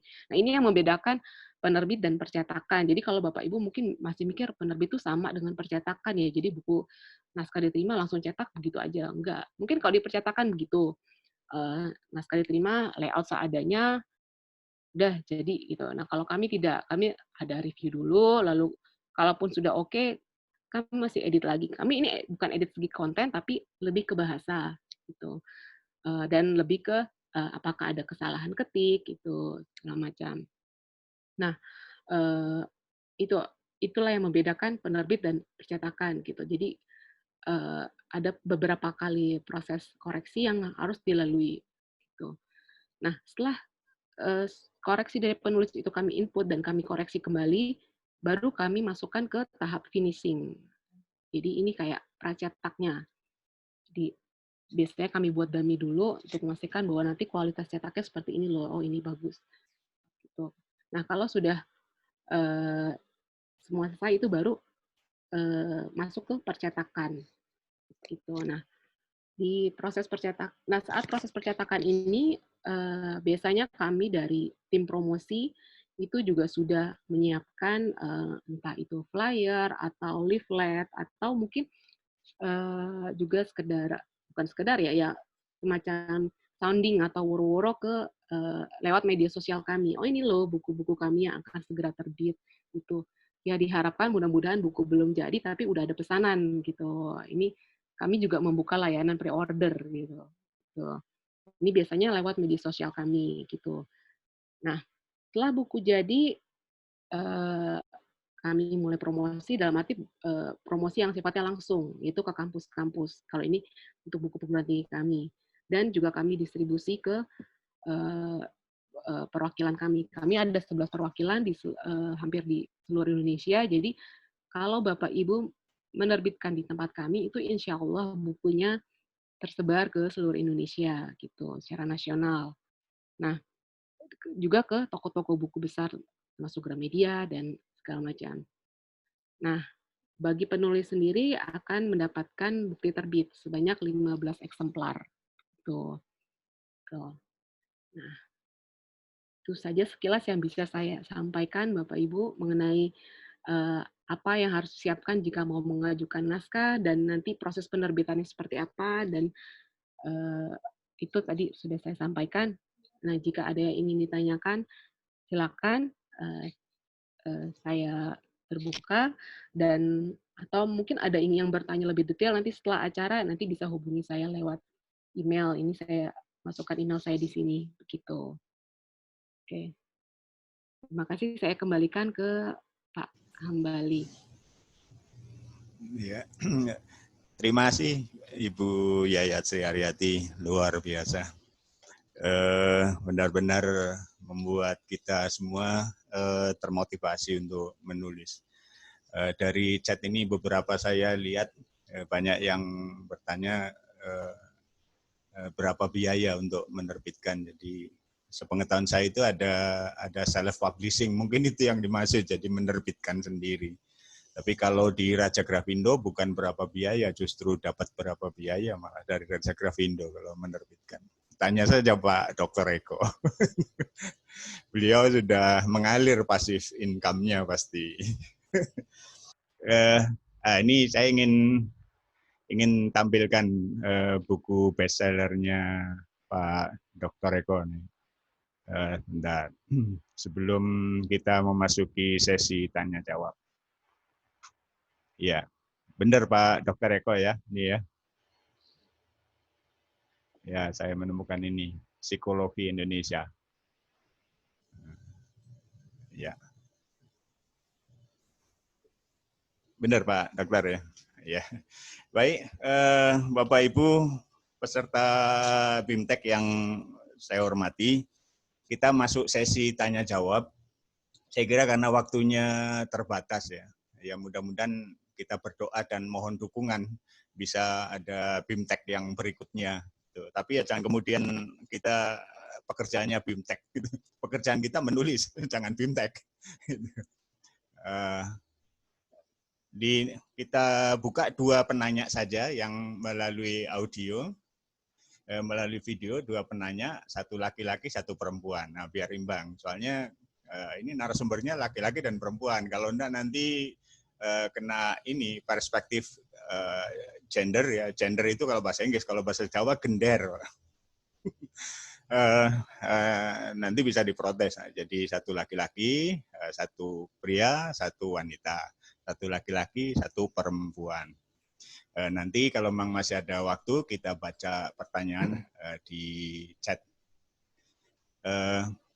Kita buka untuk penanya pertama.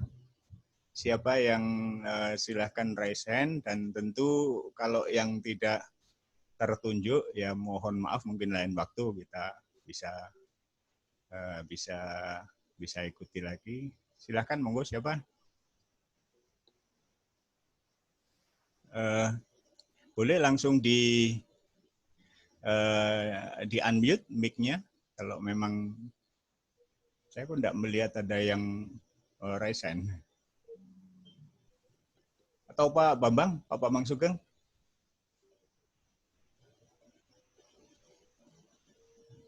Nah, ini kebetulan dosen UB45 nih Pak Bambang Sugeng. Atau dari ibu-ibu perempuan?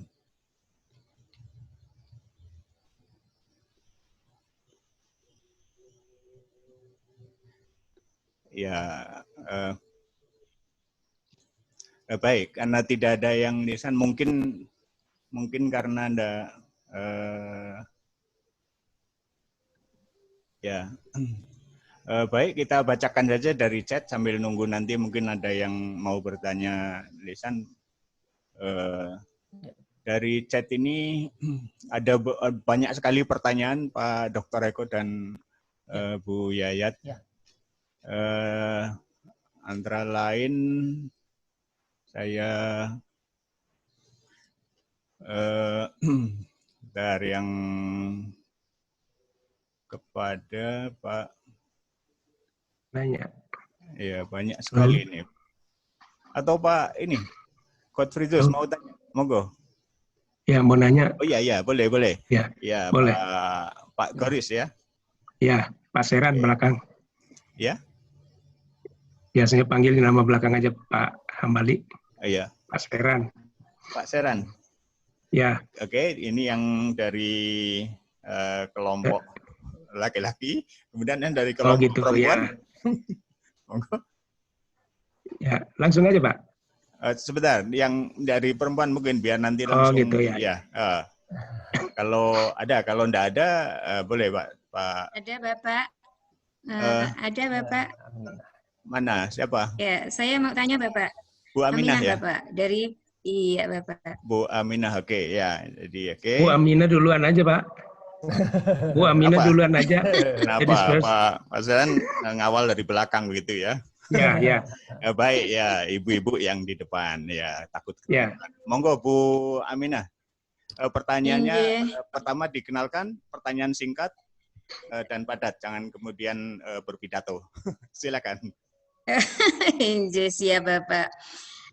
Memperkenalkan diri, saya Aminah Widya Iswara dari Balai Diklat Keagamaan Semarang, Bapak. Yang ingin saya tanyakan, Bapak, kaitannya dengan penulisan buku. Saya pernah punya pengalaman menulis 3 buku. Yang terakhir di 2020 ini saya menulis tentang penelitian tindakan kelas. Yang akan saya tanyakan adalah seperti apa etika di dalam mengutip tulisan dari penulis yang lain. Jadi adakah batasan-batasan secara etis pada saat kita mau mengutip pendapat dari orang lain yang sudah dia terbitkan dalam buku? Mungkin itu saja Bapak yang saya tanyakan. Terima kasih. Terima kasih. Ya. Baik, terima kasih Bu Aminah. Nanti Pak Dr. Eko dan Bu Yayat ini menjawab pertanyaan Bu Aminah. Dilanjut dulu Pak Seran. Ya. Langsung. Pak, boleh tanya lagi? Yuk, makasih. Ya. Oh, ada. Boleh Pak? Untuk yang Sebentar, perempuan. Oh, Ibu mau nanya. dulu. Ya, ini ada Bu Dr. Wilsa. Tapi monggo Pak Seran terlebih dahulu. Ya. Oh, saya dulu. Nanti kalau Ya. ada waktu Bu Dr. Wilsa. Ya, ya, ya. Ya, makasih. Assalamualaikum warahmatullahi wabarakatuh. Salam.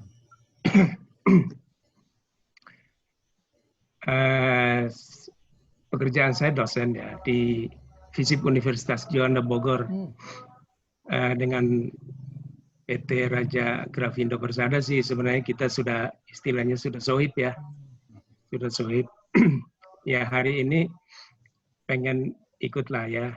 Saya lebih sering ketemunya Bu Heni, Bu Riansari dan Mas Edi ya, Mas Edi. Jadi apa namanya? Ya sudah menulis beberapa buku dan beberapa buku saya lebih banyak malah terbitnya di Yogyakarta daripada di Jakarta gitu ya. Makanya saya pengen apa namanya? Ya istilahnya kerjasama lah dengan apa namanya? Raja Grafindo. Tadi Mas Eko sudah nyampaikan ya, kita menulis dari apa yang kita kuliahkan, kita ajarkan ya. Jadi saya terutama mengasuh mata kuliah dasar-dasar ilmu politik dan sistem politik Indonesia ya. Dan itu ya pasti banyak buku. Tapi sementara ini saya sedang menyelesaikan ya. Mungkin work from home ini membuat saya, dan pada saat sekarang kita lagi apa namanya webinar ini juga sambil nulis juga sebenarnya ya. Apa namanya, saya sedang menyiapkan satu buku ya saat ini ya, target saya sih mudah-mudahan di semester ganjil ini bisa dipakai ya oleh apa namanya anak-anak ya, seperti yang tadi Bu Yayat nyampaikan itu. Jadi lebih ke mata kuliah dasar ya, mata kuliah dasar yang apa namanya, karena memang saya lebih banyak ngajar di semester awal ya.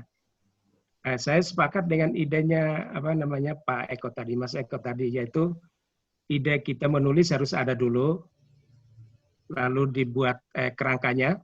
Nah, itu yang menjadi arah ya, dasar dan arah kita di dalam menulis. Kemudian pada saat selesai kita mau menerbitkan tentu harus sesuai dengan guidelines-nya penerbit yang kita tuju ya, karena saya tujuannya ke Raja Grafindo, maka saya harus menyesuaikan dengan guidelines-nya Raja Grafindo, dan itu bisa kita temukan di situsnya Raja Grafindo, kan ada beberapa buku yang sudah diterbitkan.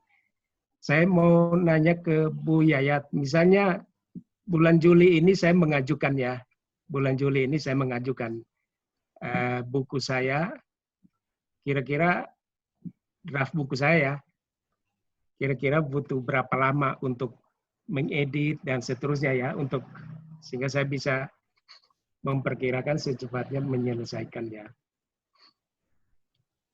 Itu aja Pak Hambali, hanya soal waktunya. Itu patokannya dari yang sudah biasa Raja Grafindo lakukan ya di dalam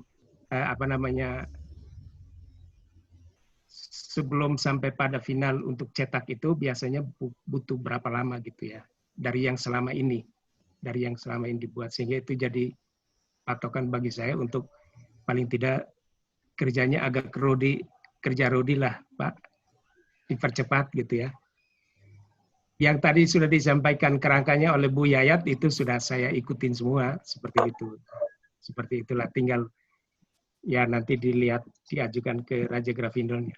Ya saya sudah beberapa kali ke Lewinanggung Bu. Ke Lewinanggung Depok ya ininya ya istilahnya kan kita saling membantu ya. Ya kira-kira seperti itulah. Ya. Itu aja Pak Hambali yang bisa saya sampaikan. Terima kasih. Assalamualaikum warahmatullahi wabarakatuh. Waalaikumsalam warahmatullahi wabarakatuh. Terima kasih Pak Seran. Baik, kita beri kesempatan ke Bu Dr. Wilsa. Monggo. Ya, silakan Bu Dr. Wilsa. Ya, ini kesempatan ketiga dan untuk kali ini terakhir yang audio video. Monggo di unmute. Di unmute.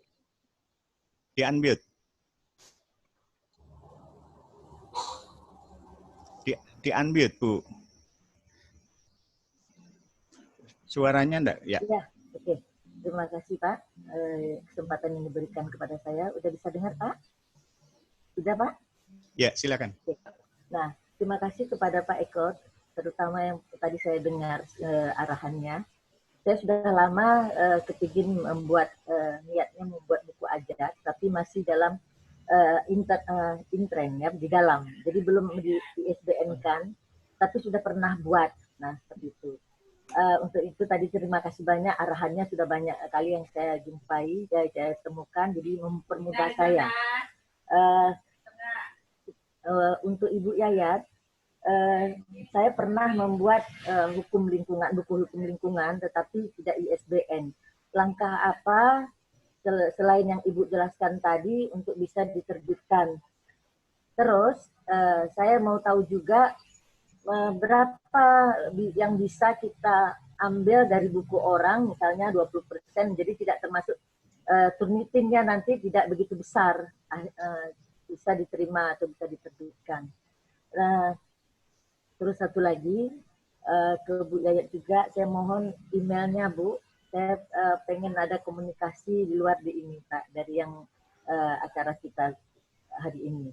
Terima kasih Pak. Assalamualaikum warahmatullahi wabarakatuh. Waalaikumsalam warahmatullahi wabarakatuh. Baik, ada 3 penanya, Pak Seran, Pak Bu Aminah, dan Bu Dr. Wilsa. Saya kira saya tidak perlu mengulang pertanyaan. Monggo kepada Pak Dr. Eko dan Bu Yayat. Pak Dr. Eko terlebih dahulu, nanti dilanjut Bu Yayat. Silakan. Ya, terima kasih Pak Hambali. Untuk rekan-rekan penanya, terdengar suara saya? Ya, terdengar Bapak. Okay. Nah, kayaknya pertanyaan dari 3 penanya, 2 untuk Mbak Yayat ya, karena lebih teknis.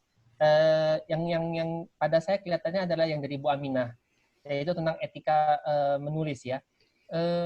Masalah pengutipan, sejauh yang saya alami selama ini adalah pengutipan gaya skripsi itu kan, kalau pengutipan langsung kan maka akan jadi tanda kutip dan seterusnya. Maka itu dianggap sebagai kutip langsung. Sementara dalam buku, biasanya buku ajar yang saya itu kan kalau nulis beberapa teman ya, jadi memang banyak orang ya. Jadi cara mengutipnya adalah pengutipan parafrase. Jadi menjelaskan hasilnya orang itu atau pikirannya orang itu. Ya, seperti kita menjelaskan misalnya pikiran Soekarno tentang Pancasila kan gitu ya. Nah, itu kan tentu kita nggak nulis isi pidatonya beliau kan gitu ya. Kita mengambil bahwa dari pidato-pidato ini hasilnya adalah X. kan gitu ya.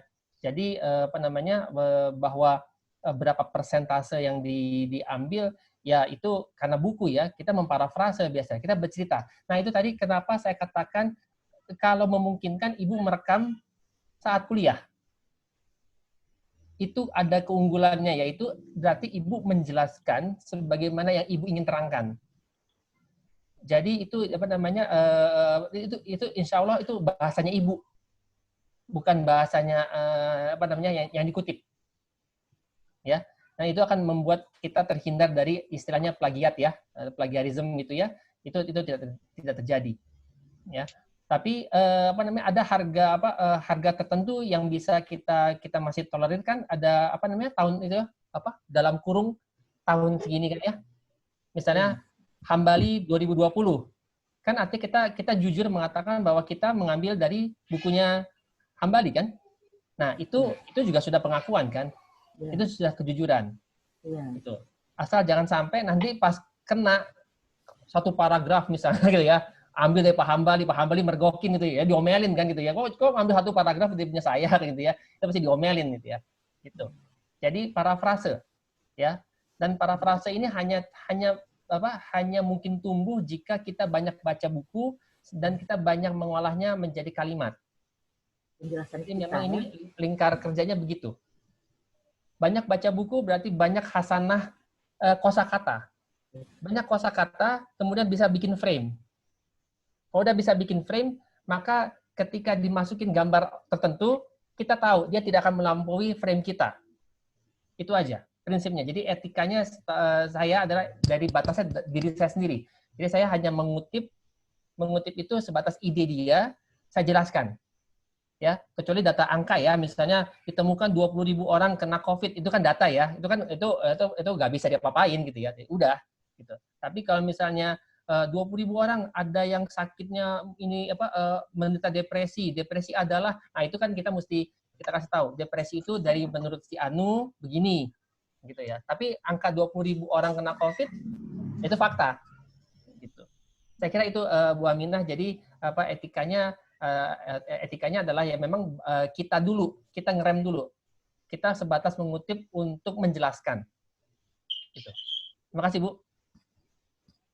Baik, terima kasih Pak Dr. Eko. Monggo Bu Yayat, mangga langsung. Ya, langsung aja ya Pak ya. Ini pertama saya mau jawab. Kalau untuk Ibu Aminah tadi soal mengutip, saya rasa sudah cukup jelas ya dari Mas Eko. Saya akan jawab pertanyaan yang berikutnya yang sifatnya memang teknis penerbitan. Pertama dari Pak Seran, alhamdulillah Pak Seran, memang dengan Universitas Juanda, Raja Gervindo sudah punya hubungan cukup baik. Saya sendiri sudah 2 kali kalau nggak salah ke sana. Salah satunya pernah mengisi ini juga, ini tapi jauh sebelum pandemi ya, materi mengenai penulisan buku juga pernah secara langsung di Juanda. Saya nggak tahu waktu itu Pak Seran hadir atau enggak ya, tapi saya pernah ke sana juga. Dan memang ada beberapa penulis kami dari Universitas Juanda juga.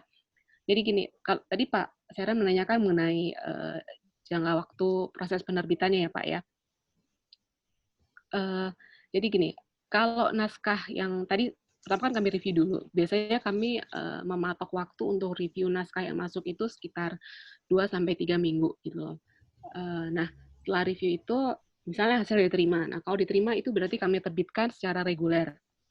Yaitu artinya pembiayaan oleh kami. Nah, ini untuk waktu penerbitannya kami sesuaikan lagi karena kan ini buku perguruan tinggi, kami sesuaikan ini bukunya kalau dikaitkan dengan mata kuliah diajarkan di semester berapa ganjil atau genap gitu. Jadi kami nggak, oh ini buku untuk mata kuliah semester ganjil terus kami terbitkan genap juga enggak gitu. Jadi kami sesuaikan waktunya sesuai penggunaan buku itu gitu. Dan atau kadang penulis juga mengincar event-event tertentu gitu. Oh ini kami minta terbit bulan sekian gitu karena saya mau launching ini kami sesuaikan. Jadi ini untuk yang buku reguler kami sesuaikan dengan jadwal antrian produksi kami dan juga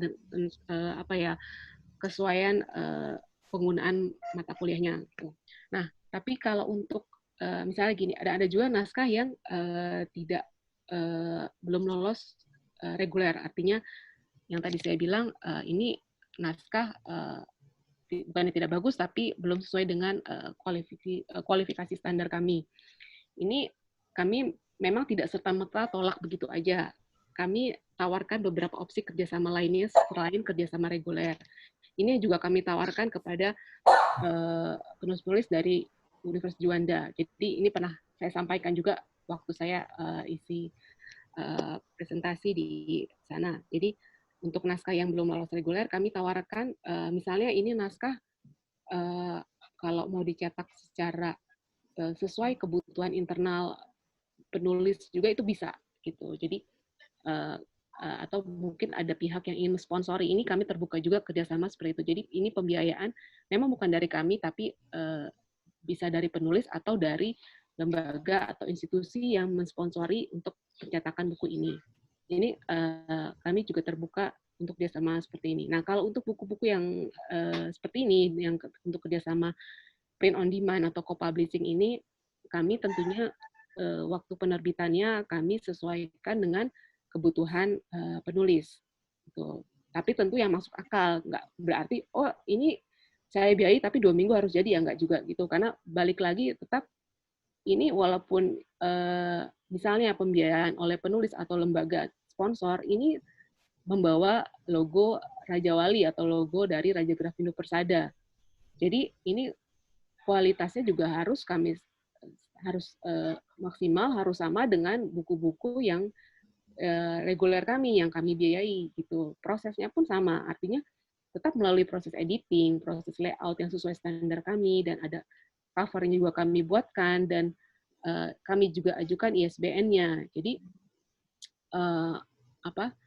tetap kami serahkan waktu penerbitannya kepada penulis, tapi tentunya masuk akal. Nah, biasanya dari kami, dari tim editorial memberikan waktu paling cepat untuk hasil yang minimal kami ikuti semua SOP kami dengan editing, koreksi beberapa kali dan layout itu, dan termasuk dicek akhir oleh penulis, itu kami berikan waktu 3 bulan paling cepat gitu. Begitu juga untuk naskah reguler yang memang ternyata waktu penerbitannya oh ini harus terbit di semester ganjil yang ternyata tinggal beberapa bulan lagi. Nah, itu kami selesaikan lagi. Kami hitung ke belakang waktunya, itu kami butuh 3 bulan misalnya. Itu sama sebenarnya. Nah, itu waktu paling cepatnya gitu.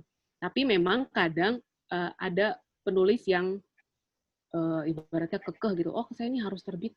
Kalau bisa nggak 2 bulan. Nah, itu biasa kami sampaikan lagi. Oke, misalnya mau terbit di bawah 3 bulan, tapi kami tidak menjamin kualitasnya 100% nanti sama, bukan yang ngancam, tapi minimal ini nanti kami akan ada koreksinya, mungkin yang harusnya 3 kali kami hanya 2 kali loh gitu.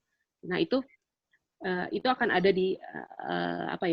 ada negosiasinya lah gitu loh. Tapi biasanya kami memberikan waktu yang normalnya ini paling cepat kami bisa berikan 3 bulan gitu. Jadi ini juga supaya Bapak Ibu pahami kalau kita nih nerbitin buku juga nggak kayak percetakan yang udah blek jadi gitu, nggak. Kami tetap harus ada proses SOP, jadi nanti Bapak Ibu pegang bukunya juga nggak malu nih, oh ini nih memang ternyata kualitasnya bagus gitu loh, editingnya oke lah gitu.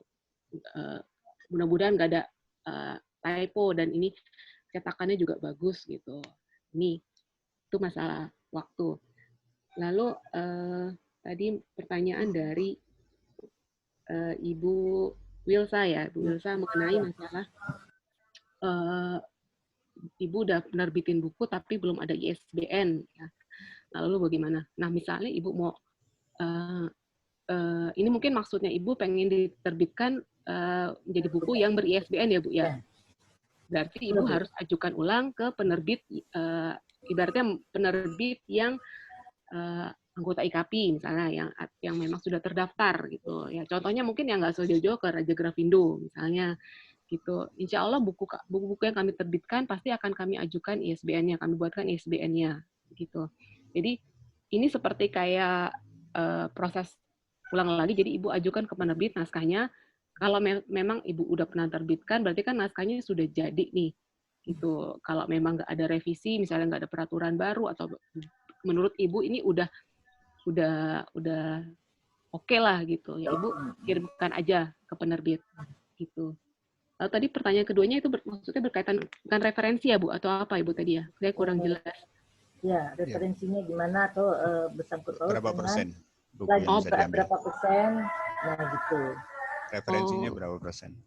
Oh, kita sebenarnya sih nggak ada patokan harus berapa jumlah buku atau gimana. Cuma sebenarnya semakin banyak itu semakin baik gitu. Tapi maksudnya ya kita kayak, saya kata sih kalau saya skripsi aja dulu harus minimal 20 referensi gitu. Ya kalau buku pasti bisa dibayangkan berapa kali lipatnya gitu referensinya.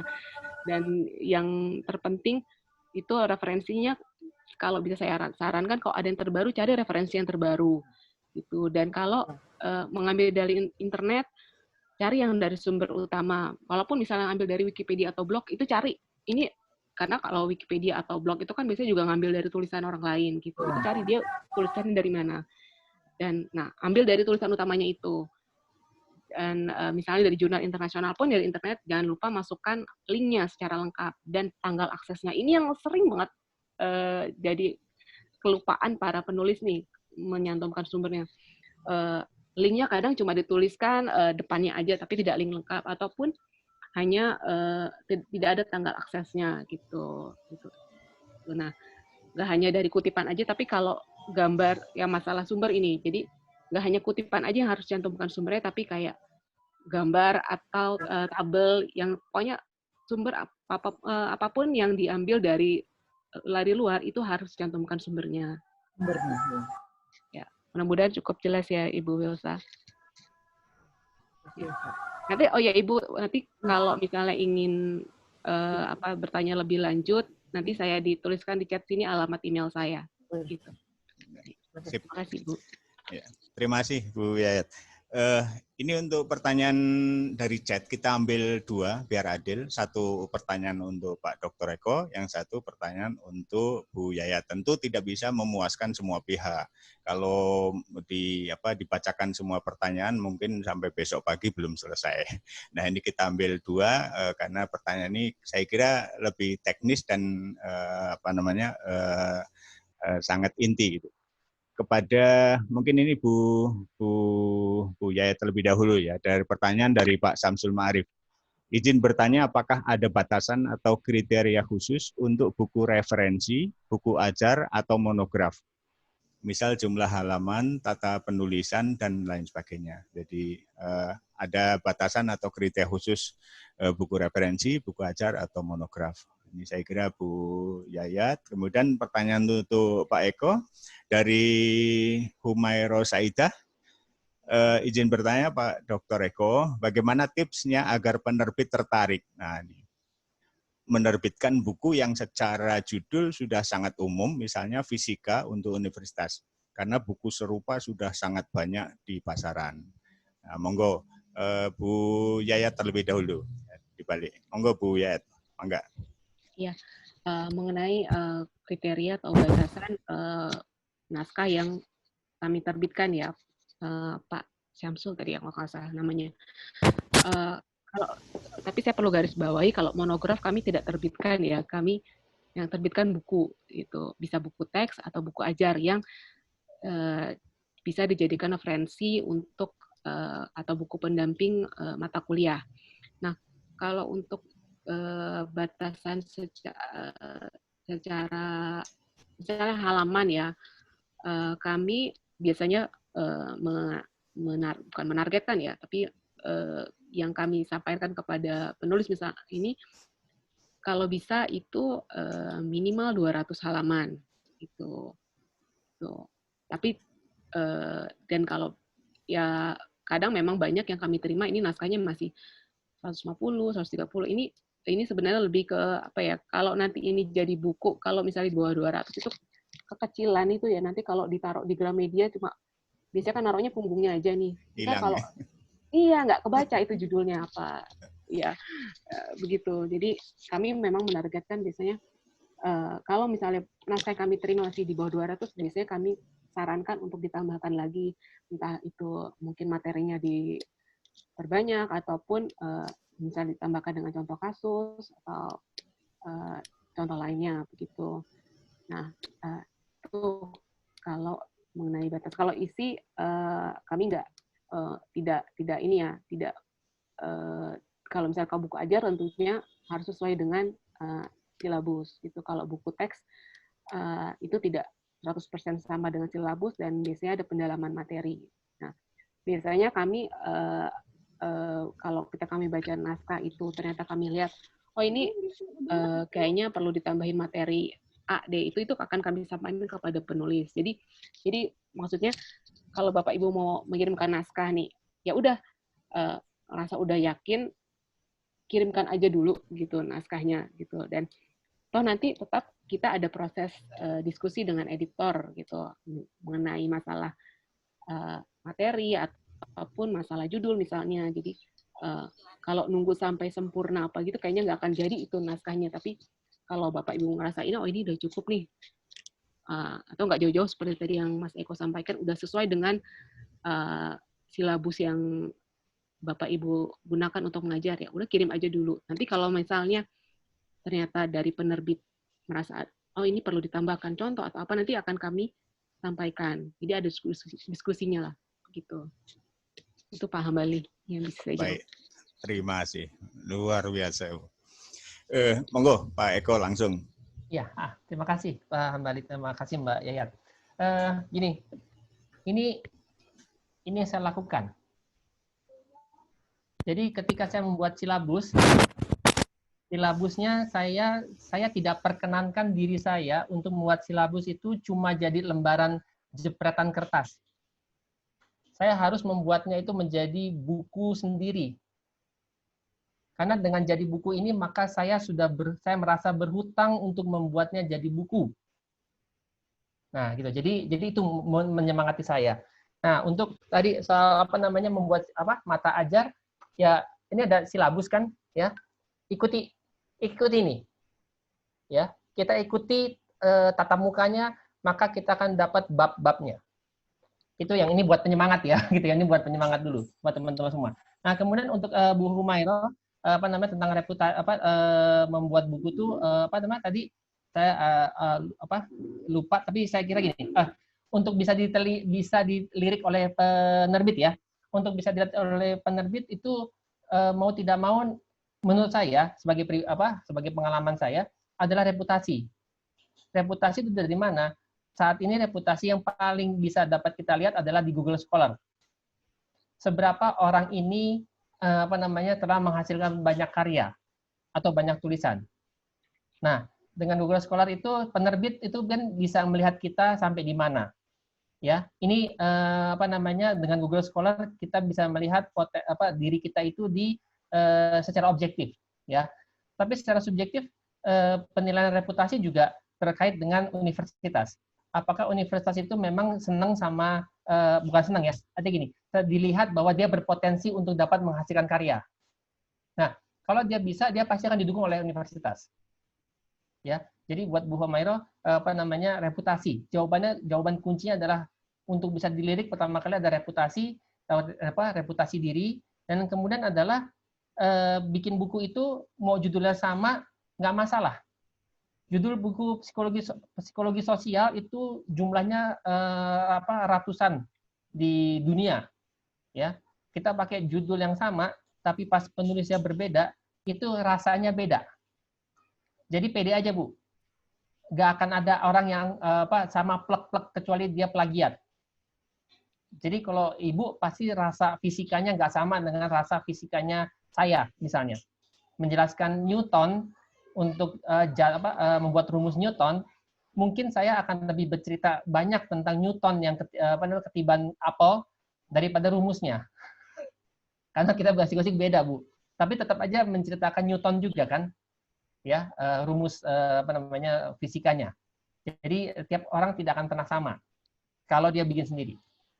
Saya rasa demikian Pak Hambali jawaban untuk Bu Humairah. Walaupun saya mencatat banyak sekali pertanyaan di chat ini, ada 20 lebih gitu loh. Pengen saya jawab semua tapi kemudian kayaknya nggak bisa ya. Pengen banget gitu ya. Untuk boleh Pak nitip Pak untuk Aidil, kayaknya Aidil nih anak adik siswa ya. Pengalaman Aidil beda kok sama orang lain. Jadi tulis aja. Jangan takut untuk merasa itu plagiat. Pengalaman Aidil beda. Demikian, Pak. Baik, terima kasih. Masih bisa dijawab Pak Eko untuk sesi berikutnya. Untuk seri berikutnya nanti, BIMTEK seri berikutnya. Mudah-mudahan Bu Yaya dan Pak Dr. Eko tetap berkenan untuk ketika kita mohon untuk berbagi ilmu. Ya, katanya kalau berbagi ilmu justru akan menambah ilmu dan menambah berkah. Baik, peserta BIMTEK tip dan triks menerbitkan buku yang berbahagia, kita dibatasi oleh waktu. Sehingga kita harus menyelesaikan juga. Dan sebelumnya perlu kami beritahukan bahwa untuk sertifikat dan materi itu tentu baru bisa di-share itu setelah ini selesai. Jadi itu kan satu satu proses akhir dari pelaksanaan. Jadi tadi di chat saya baca banyak yang kok belum masih kosong dan sebagainya, ya belum dilaksanakan. Bahkan kemarin ada juga yang tanya, sertifikat udah bisa dibagi belum lah. Ini memang ada dua saya lihat ya. Jadi pendaftar itu ada yang memang ingin mencari ilmunya, ingin mendengarkan dari para narasumber, tapi ada juga yang memang ya dapat sertifikat kan gitu kan. Itu menambahkan kan Bu Yayat kan, gitu. Sehingga dari 1167 itu tetap yang hadir tidak mungkin, biasanya tidak akan sebanyak itu. Tetapi saya lihat di YouTube juga ada ratusan juga yang menyaksikan lewat YouTube karena mungkin kesulitan untuk masuk ke Zoom. Kami atas nama Panitia Penyelenggara menyampaikan terima kasih khususnya kepada Pak Dr. Eko Mainarko dan Ibu Yayat Sri Haryati serta tidak lupa Bu Heti atas kesempatan yang diberikan, dan juga kami berterima kasih kepada penerbit Raja Grafindo. Ada door prize untuk kami masing-masing fakultas akan diberikan, dan ini tadi saya lihat Bapak Ibu Dekan juga hadir, Bapak Ibu Kaprodi, dosen juga hadir juga di sini. Cuma kesempatan memang kita berikan ke eksternal untuk bertanya. Tadi Pak Samsul itu wakil rektor 1 yang bertanya. Ya, terima kasih atas door prize-nya Bu Yayat. Mudah-mudahan PT Raja Grafindo semakin berjaya, semakin sukses, dan mudah-mudahan nanti UP45 bisa bekerja sama untuk penerbitan buku-buku para dosen, para akademisi, dan mungkin mahasiswanya.